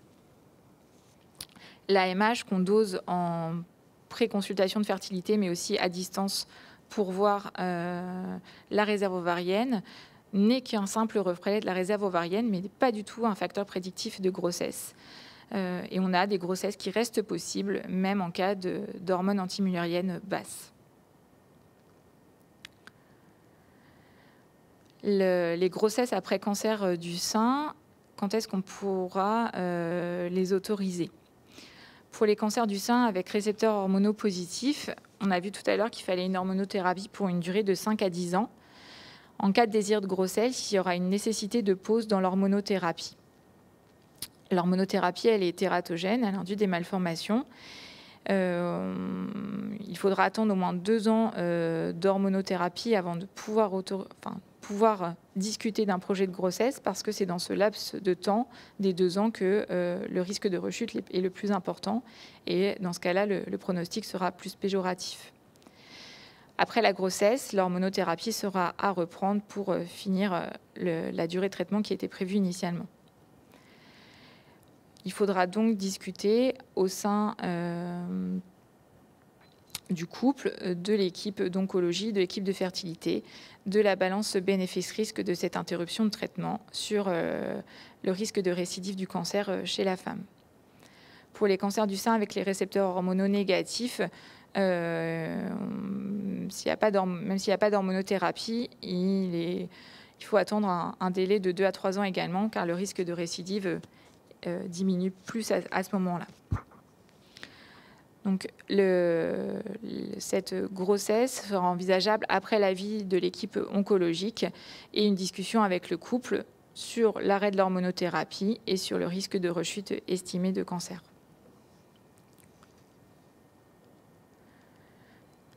Alors, dans l'infertilité après cancer du sein, s'il y a eu un accord préalable pour arrêter l'hormonothérapie et avoir une grossesse, il faudra consulter un médecin de la reproduction après 6 mois d'infertilité. Le but, c'est quand même pas qu'il y ait une très longue pause dans l'hormonothérapie. On s'interrogera pour savoir si les cycles ont repris après la chimiothérapie, combien de temps après et quelle est la durée des cycles actuellement. On proposera une nouvelle évaluation de la réserve ovarienne avec l'AMH et le compte des follicules. Et puis, on regardera comme dans un bilan de fertilité classique, si les trompes sont perméables, avec la réalisation d'une hystérosalpingographie, et on proposera la réalisation d'un spermogramme pour le conjoint. Il faudra que les examens de suivi oncologique soient à jour, c'est-à-dire mammographie, plus ou moins d'autres examens selon les types de cancers.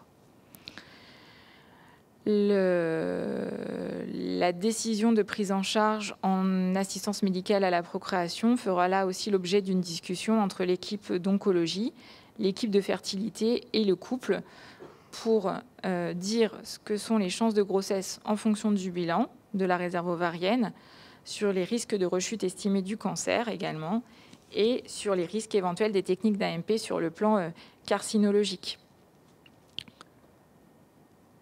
Donc là, je vais vous parler des différentes techniques d'AMP qu'on utilise.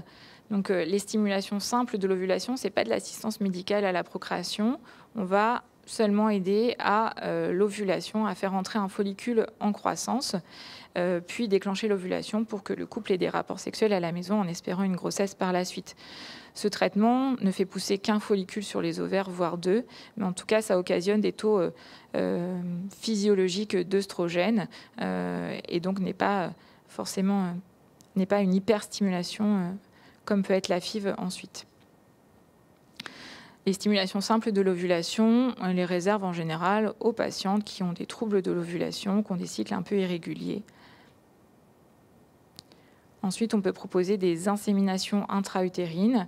Le traitement va être le même que la stimulation simple de l'ovulation. C'est un traitement hormonal par comprimé ou par injection pour faire toujours pousser 1 ou 2 follicules sur les ovaires. Et ensuite, après déclenchement de l'ovulation, au lieu d'avoir les rapports sexuels comme dans les stimulations simples de l'ovulation, on va injecter le sperme préparé du conjoint dans l'utérus par un petit cathéter. Les autres techniques de prise en charge en assistance médicale à la procréation, c'est la FIV classique ou la FIV ICSI, c'est-à-dire avec micro-injection. Et dans ce cas-là, ça va nécessiter une hyperstimulation ovarienne contrôlée, comme ce qu'on a fait lors de la congélation d'ovocytes matures. Et là, on va avoir des taux d'œstradiol, des taux d'œstrogène qui vont être très, très élevés pendant la stimulation. La FIV classique, c'est la première image. Vous avez des ovules qu'on a récupérés après la ponction, qui ont encore leurs cellules folliculaires, leurs cellules nourricières autour. On va mettre plein de spermatozoïdes autour en espérant faire une fécondation. La FIV ICSI, c'est le même principe tout à l'heure. On va que pour la congélation d'ovocytes matures, on va retirer leurs cellules nourricières. Et ensuite, on va injecter un spermatozoïde qui bouge bien, qui a une tête normale dedans, pour favoriser la fécondation. Le lendemain, dans cette stratégie de traitement, on regarde combien d'ovules sont fécondés sur ce qu'on a recueilli. Et 2 jours après, on peut transférer des embryons dans l'utérus par un cathéter. Cette technique de FIV ICSI, on pourra l'utiliser de FIV classique. On peut l'utiliser avec la réserve ovarienne si elle le permet chez la femme après cancer du sein. Ou alors, si sa réserve ovarienne est très altérée, on pourra utiliser les ovocytes matures qu'on a congelés lors de la préservation de la fertilité en faisant une FIV ICSI. On décongélera les ovules matures et on fera l'injection de spermatozoïdes du conjoint dans l'ovule. Donc là, c'était pour vous montrer ce que ça donne en fait un ovule. Donc au premier jour, l'ovule mature. La deuxième diapositive, l'ovule est fécondé avec 2 petits noyaux. Et puis ensuite, la division cellulaire successive.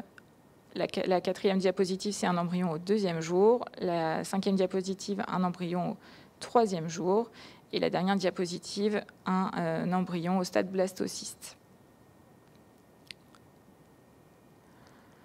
Et puis, parfois, on n'a pas pu préserver, ou on a pu préserver, mais ça n'a pas donné de grossesse, ou la réserve ovarienne n'est plus du tout bonne, et on a une absence totale de règles. Et dans ce cas-là, la fertilité en intraconjugale avec les ovules de la patiente ne sera plus possible, et on pourra proposer une prise en charge en don d'ovocytes. Donc dans ce cas-là, c'est une femme qui fait un parcours de fécondation in vitro, qui a le même traitement et qui à la fin va avoir la ponction et ses ovules seront donnés à un couple.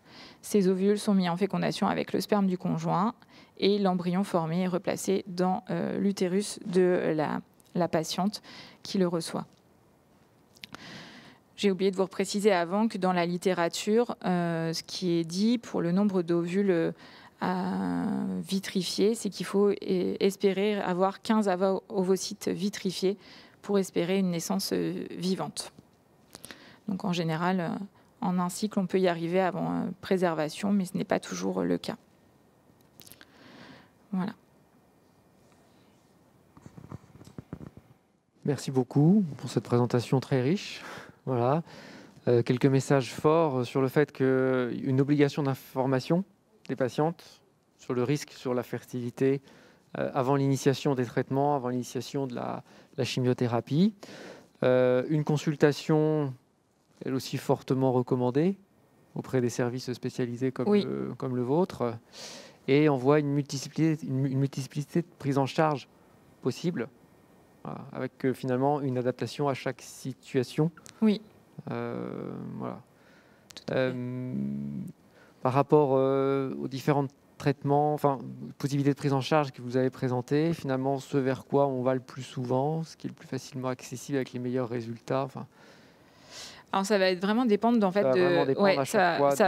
ça va dépendre de si la patiente elle a des cycles ou pas après la chimiothérapie. Si déjà elle va peut-être concevoir toute seule sans problème. Faut oublier cette éventualité. Voilà. Qui se voit. Si la réserve ovarienne elle est plutôt bonne, et il peut y avoir des troubles de la fertilité qu'on peut avoir sans avoir eu de chimiothérapie, avec des troubles de l'ovulation. Et dans ce cas-là, on proposera toujours le traitement le plus simple possible. Donc on peut commencer par des stimulations simples de l'ovulation. Si la réserve ovarienne semble un petit peu altérée, on va proposer peut-être d'emblée un passage en fécondation in vitro.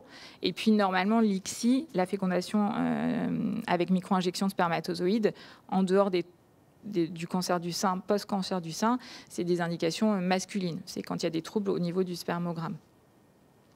Donc là, une fois par contre qu'on a congelé des ovocytes et qu'on va utiliser ces ovocytes, c'est l'ICSI qu'on va utiliser. On ne fait pas de FIV classique après. C'est vraiment, on a déjà enlevé les cellules nourricières de l'ovule pour le congeler. Donc on ne peut utiliser que l'ICSI après, quand on veut réutiliser ces ovocytes qui ont été vitrifiés. Merci beaucoup. Je vous propose de passer aux réponses aux différentes questions qui nous ont été posées pendant les présentations. Certaines questions ont été regroupées. On va essayer de traiter de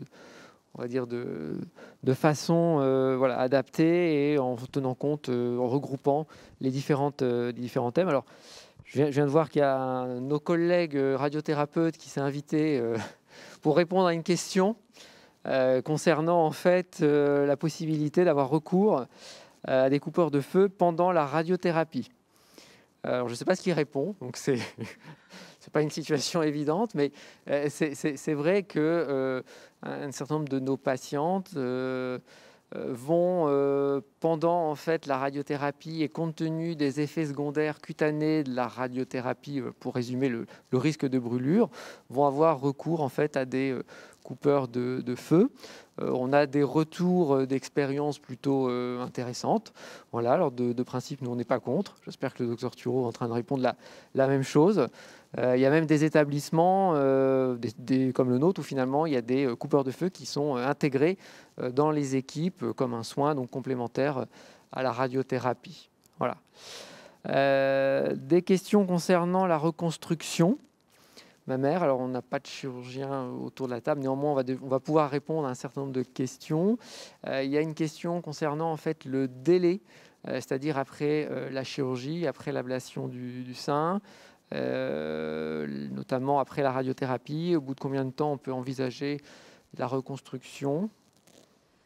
Oui, c'est un débat d'actualité, en tout cas dans le milieu des chirurgiens oncologues à l'heure actuelle. Voilà, il y a des équipes qui reconstruisent plus ou moins rapidement.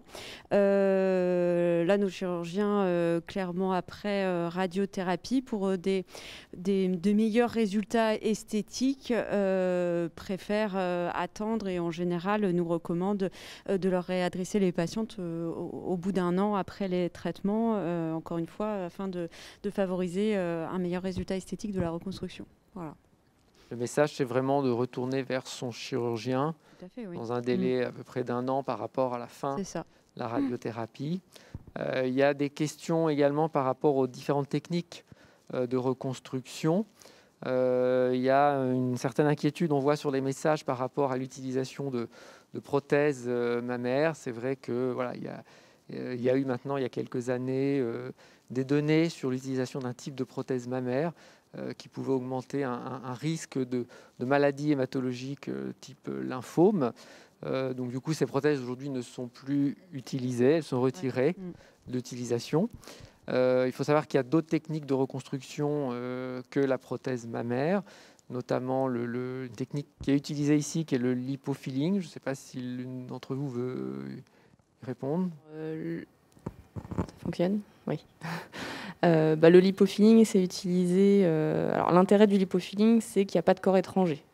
C'est souvent ce que nous posent comme question les patientes. Il y en a certaines qui partent du principe qu'elles ne veulent pas de corps étranger.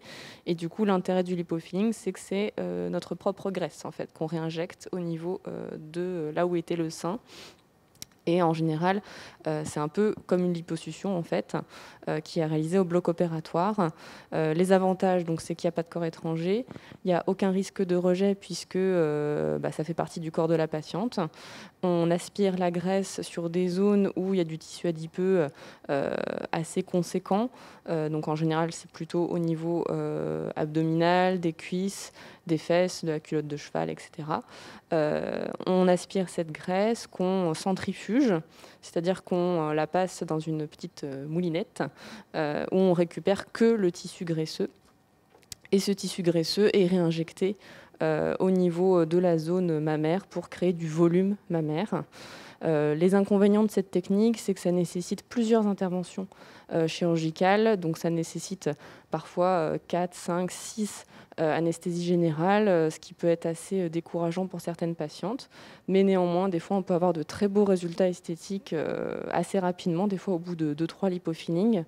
Ça dépend du taux de résorption de cette graisse, puisqu'en fait, l'inconvénient également de cette technique, c'est que quand on réinjecte cette graisse, il y a à peu près, alors mes collègues chirurgiens connaissent plus les taux, mais à peu près au moins 30% de cette graisse qui se résorbe, donc ce qui nécessite la réitération de ces lipofillings. Tout à fait. Donc plusieurs techniques qui sont disponibles. Là aussi, c'est une discussion, je dirais, individuelle avec la patiente sur les techniques possibles qui sont réalisables ici sur le centre. Juste pour dire que sur le centre, il n'y a pas de surcoût. C'est pris en charge intégralement. D'autres questions sur l'hormonothérapie, vous en doutez. Voilà. Un sujet qui est souvent, débattu, discussion importante. Une question sur le fait pourquoi finalement on prend l'hormonothérapie tous les jours et pendant combien d'heures l'hormonothérapie est active dans l'organisme. D'accord.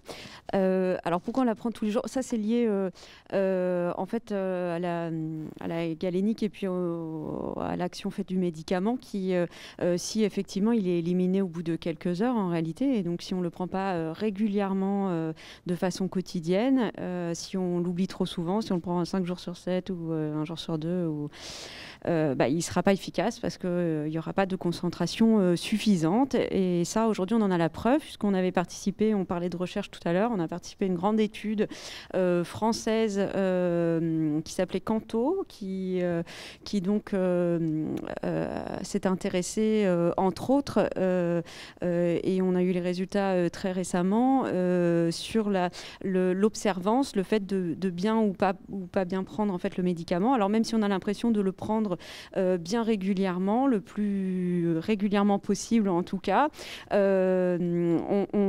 Avec les dosages sanguins en fait, du médicament, on se rend compte qu'il y a à peu près il y a une bonne partie des patients, je crois que c'était de mémoire, c'était presque 50%, 50 ou 55%, je crois, des patientes qui pensaient bien le prendre, mais qui malheureusement les dosages du médicament au niveau sanguin étaient insuffisants et en deçà de la dose considérée comme efficace. Donc oui, c'est vraiment capital de le prendre de façon régulière. Ce n'est pas une minute près, mais il faut être régulière, le prendre toujours au même moment de la journée et tous les jours. Toujours par rapport à l'hormonothérapie, est-ce que finalement l'hormonothérapie peut induire une arthrose précoce? Non, c'est pas une arthrose. En fait, c'est pas une arthrose. Ce qu'on appelle l'arthrose, c'est de la dégénérescence. C'est lié aussi à l'âge, mais c'est pas favorisé, en tout cas, ce n'est pas aggravé par l'hormonothérapie. L'hormonothérapie, ce qu'elle va aggraver, en fait, c'est la diminution du taux d'œstrogène dans l'organisme, et ça entraîne en fait des raideurs articulaires, voilà, comme des articulations un peu grippées, on va dire, comme s'il manquait un peu d'huile dans le con de la porte. C'est un peu une image pour vous faire comprendre un petit peu comment ça fonctionne. Et donc, du coup, cette hormonothérapie, elle aggrave ça. C'est vraiment des raideurs articulaires. Et ça, c'est lié à la ménopause. C'est un phénomène à part et différent de celui de l'arthrose. Il n'y a pas d'altération du cartilage ça en lui-même avec l'hormonothérapie, mais des douleurs articulaires, exactement, notamment avec les anti-aromatases. Et on sait que ces douleurs articulaires, c'est la première cause d'arrêt de l'hormonothérapie. Et elles sont améliorées avec l'activité physique. Elles sont améliorées comme beaucoup de choses avec l'activité physique, tout à fait. Est-ce qu'il y a une heure idéale pour prendre le tamoxifène? Alors non, il n'y a pas d'heure idéale. Il y a une heure régulière, encore une fois, c'est tout. Voilà. La régularité, mais peu importe. On peut la prendre le matin, le midi, le soir, c'est pas grave. Mais par contre, il faut que ce soit toujours au même moment de la journée. Voilà. Après, peut-être le plus simple, c'est de réfléchir à le prendre à un moment où on l'oubliera. On a le moins de chances de l'oublier. Peut-être, c'est ça ce qu'il faut recommander, je pense. Donc peut-être à un moment où on prend déjà d'autres médicaments, peut-être, ou sinon à un moment où on est sûr qu'on a le médicament à porter ou qu'on est chez soi. Voilà. Ça, c'est propre à chacune. Et c'est effectivement chaque patiente d'essayer de réfléchir un petit peu, de voir à quel moment il y a moins de risque d'oubli. Il y a aussi parfois le fait qu'on peut changer, soit passer le matin, soit l'après-midi. On s'aperçoit que certaines femmes vont mieux tolérer des fois le traitement changeant. C'est vrai. Les bouffées de chaleur, notamment, ça arrive quelquefois. Des patientes qui ont beaucoup de bouffées de chaleur la nuit, qui le prenaient le soir, vont le changer, vont le prendre le matin, ça se passera mieux. L'inverse est vrai. C'est vraiment ça, c'est pareil. C'est une adaptation individuelle qui peut être réalisée pour favoriser la bonne prise du médicament. Ouais. Ce qu'on veut dire, c'est qu'il faut vraiment ne pas hésiter à en reparler au prescripteur. Tout à fait. Ouais. Au prescripteur ou à son médecin traitant ou à son gynécologue. Voilà. Toujours avec l'hormonothérapie, parce qu'il y a beaucoup de questions qui arrivent sur l'hormonothérapie. Et si on tolère aucune hormonothérapie? Ça peut arriver.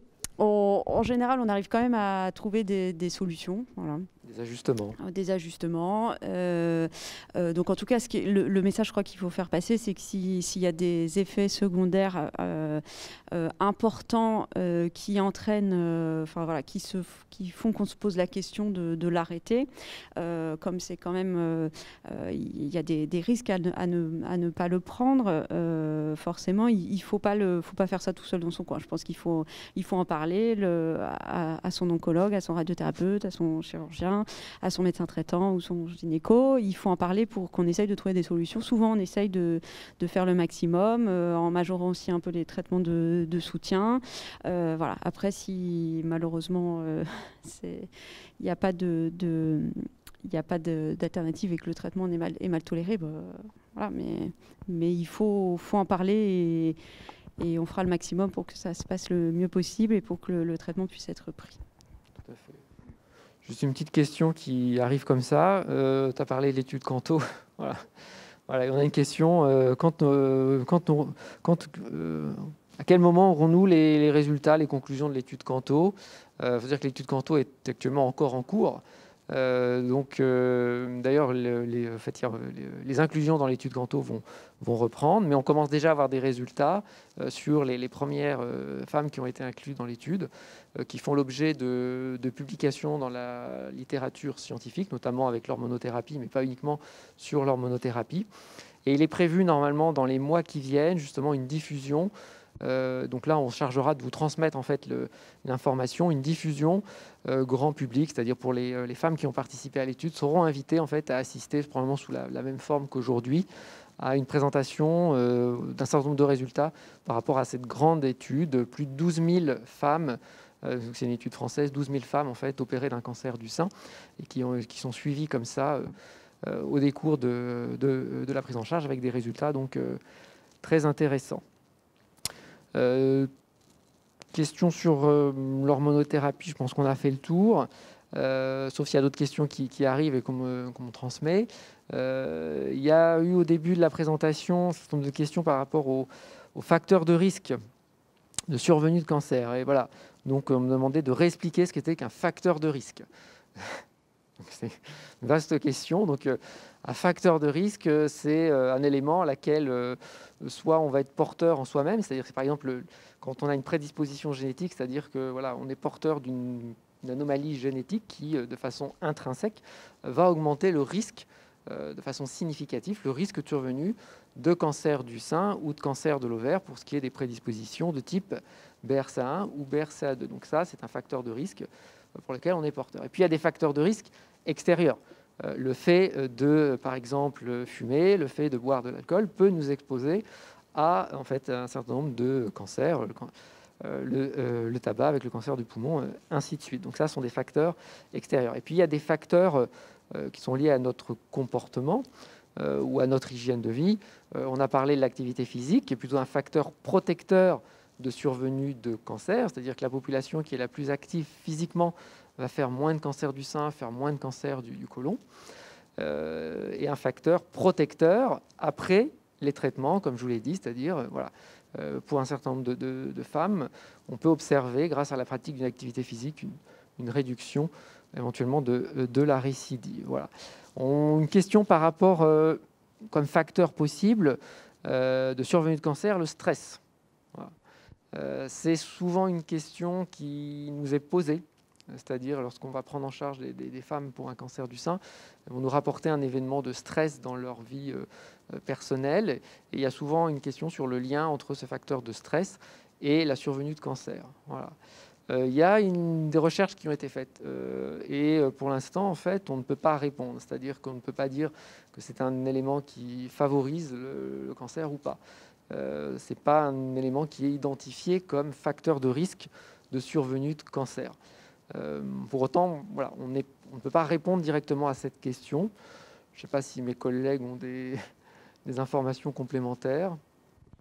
Il n'y a pas d'études publiées sur le stress comme facteur de risque. Après, on sait qu'il y a des études, mais pas d'études publiées qui démontrent que c'est un facteur de risque. Ouais. Après, on sait que le stress, en général, peut majorer peut en fait engendrer des comportements, une majoration du tabagisme, etc. Et du coup, du stress peuvent découler des comportements à visée anxiolytique, parce qu'on sait, voilà, être stressé, du coup, des fois, on fait moins de sport, on peut consommer plus d'alcool, de tabac, on dort moins bien. Souvent, on sait très bien que le fait de moins bien dormir, du coup, ça occasionne une fatigue. Et puis le stress oxydatif des cellules, on sait que ça fait partie de la problématique, pas de la genèse du cancer, mais on sait que ça altère une partie des cellules et que ça n'a pas un effet bénéfique du tout. On sait que certaines professions, notamment, travaillent de nuit. Oui. Ou les 3-8. Major le risque de survenue de cancer. Le fait d'avoir un décalage du cycle de sommeil est un facteur de risque de développer plus de maladies chroniques en général. Oui, et de cancer du sein. Est-ce qu'une grossesse après un cancer du sein augmente le risque de rechute? Non. Alors on a des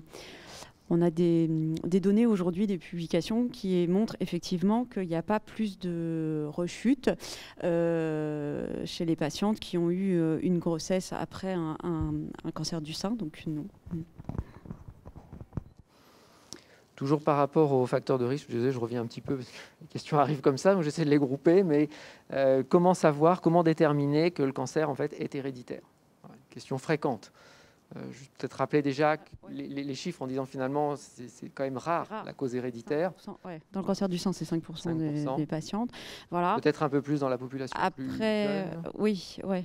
Après, en fait, il n'y a pas du coup de ce fait-là, on ne fait pas une enquête, une recherche de ces fameux gènes prédisposant au cancer du sein chez toutes les patientes. Voilà.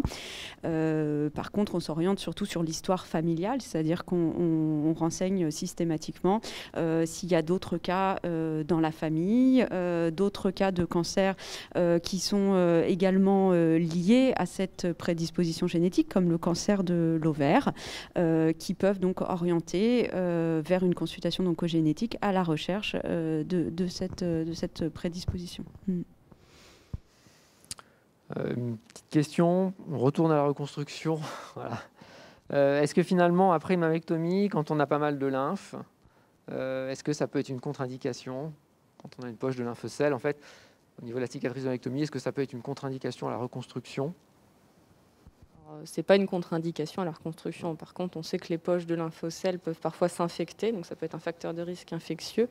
Donc en général, on ponctionne, mes collègues chirurgiens, en tout cas aux soins externes avec l'équipe des soins externes infirmiers, font des ponctions de lymphocèles pour justement limiter l'expansion de ces poches qui se forment sous la cicatrice, pour essayer d'éviter ce risque infectieux. À ne pas confondre avec la liquéfaction de la graisse dans certains lipofilings qui crée une poche également, mais plutôt de graisse liquéfiée qu'on appelle cytostéatonécrose, quelque chose de tout à fait bénin. Qui est tout à fait bénin, qui parfois peut inquiéter lors des bilans mammographiques et échographiques, mais qui sont un peu... Voilà. Qui s'apparente un peu à cette poche, mais qui est un peu différente, vu que ce n'est pas de la lymphe, c'est de la graisse. Mais pour ce qui est de la lymphocèle, clairement, pas de contre-indication. Toujours des questions par rapport aux suites de la chirurgie. Finalement, comment prévenir le risque de corde de guitare, c'est-à-dire de ces cordons lymphatiques, de ces brides axillaires? Comment les prévenir? Voilà. Et combien de séances de kinésithérapie vous conseillez lorsqu'on présente de tels symptômes? Alors en général, au décours d'un curage axillaire, on prescrit de façon systématique les séances de kinésithérapie. En général, sur la prescription, on met une vingtaine de séances dans un premier temps, qui peut être tout à fait renouvelée et renouvelable et très conseillée en cas de besoin. Et après, de toute façon, le nombre de séances est en général à l'appréciation du praticien avec la patiente en fonction de l'évolution des symptômes. La meilleure prévention de l'apparition de ces brides ou de ces cornes, comme les patientes le disent, c'est de bien mobiliser le bras en fait. Plus on mobilise, on masse le bras, on masse la peau, mieux c'est, parce qu'on sait que plus le bras sera immobile, plus finalement ça va se raidir et ce sera plus compliqué et difficile de limiter l'apparition des brides. Le message fort, c'est vraiment que ce bras, du côté opéré, il doit être mobilisé le plus possible. Et que ça n'augmente pas le risque justement de survenue de lymphœdème. Au contraire. Au contraire. Une petite question concernant la vaccination contre le papillomavirus. Rappelle qui doit se faire vacciner contre le papillomavirus. Alors actuellement, tout le monde, les garçons et les filles. Ça, c'est assez nouveau, puisqu'on vaccinait que les jeunes filles jusqu'à maintenant. Depuis 2020, du coup, maintenant, on a pas mal avancé grâce à la publication de nombreuses études qui sont tout à fait en faveur de la vaccination des garçons et des filles. Donc maintenant, c'est les garçons et les filles avec un rattrapage jusqu'à 19 ans si nécessaire. Tout à fait. Une question qui peut-être rappeler finalement, parce qu'à un moment, on a dû évoquer la journée Saint. Voilà, donc on nous demande finalement à qui s'adresse, comment fonctionne et à qui s'adresse la journée Saint. Peut-être juste rappeler rapidement. La journée Saint s'adresse à toute patiente qui présente une classification ACR4 ou ACR5, voire 6. C'est-à-dire qui a fait une mammographie. Qui a fait une mammographie, qui retrouve une anomalie. Et qui nécessite une biopsie avec un diagnostic de cette lésion dépistée. Et l'avantage de la journée 5, c'est que ça fait gagner un temps assez intéressant à la patiente, puisqu'elle est de nouveau contrôlée par une nouvelle mammographie avec un contrôle de la biopsie de la lésion. C'est analysé dans la journée avec un diagnostic premier, en tout cas, qui permet une prise en charge rapide, une annonce rapide et une planification de la prise en charge thérapeutique. L'idée, c'est vraiment en une journée de faire le diagnostic et d'initier la prise en charge thérapeutique. Une question, alors bon, on va dire que c'est pour moi. Combien de temps généralement dans la transition, donc c'est-à-dire le brouillard cognitif, le fameux brouillard cognitif dont on a parlé, cette impression finalement d'avoir la tête un peu brumeuse. Déjà, c'est pas systématique. Je vous dis que c'est assez fréquent. En gros, une petite moitié de personnes qui vont ressentir ces symptômes. Et ce que l'on observe généralement, c'est qu'en 6 mois, 1 an après la prise en charge, 6 mois, 1 an après l'arrêt de la chimiothérapie, ça disparaît et ça disparaît toujours en fait, toujours complètement. Donc, il faut vraiment nous en parler si c'est des choses qui sont ressenties pendant les traitements. Déjà, ça permet de vous dire que c'est quelque chose qui va passer. Et puis, il peut y avoir une consultation avec une évaluation justement neuropsychologique. En gros, c'est une évaluation mémoire. Et derrière, on peut proposer des soutiens, notamment des ateliers de stimulation cognitive, des choses comme ça qui peuvent permettre de diminuer un petit peu les symptômes. Je crois qu'on a fait le tour des questions, à moins qu'il y ait une question qui arrive. Je ne crois pas, je pense qu'on a fait le tour des questions. Il me reste à vous remercier déjà de vous être connectés. C'était une première pour nous. J'espère qu'on a pu répondre à vos attentes.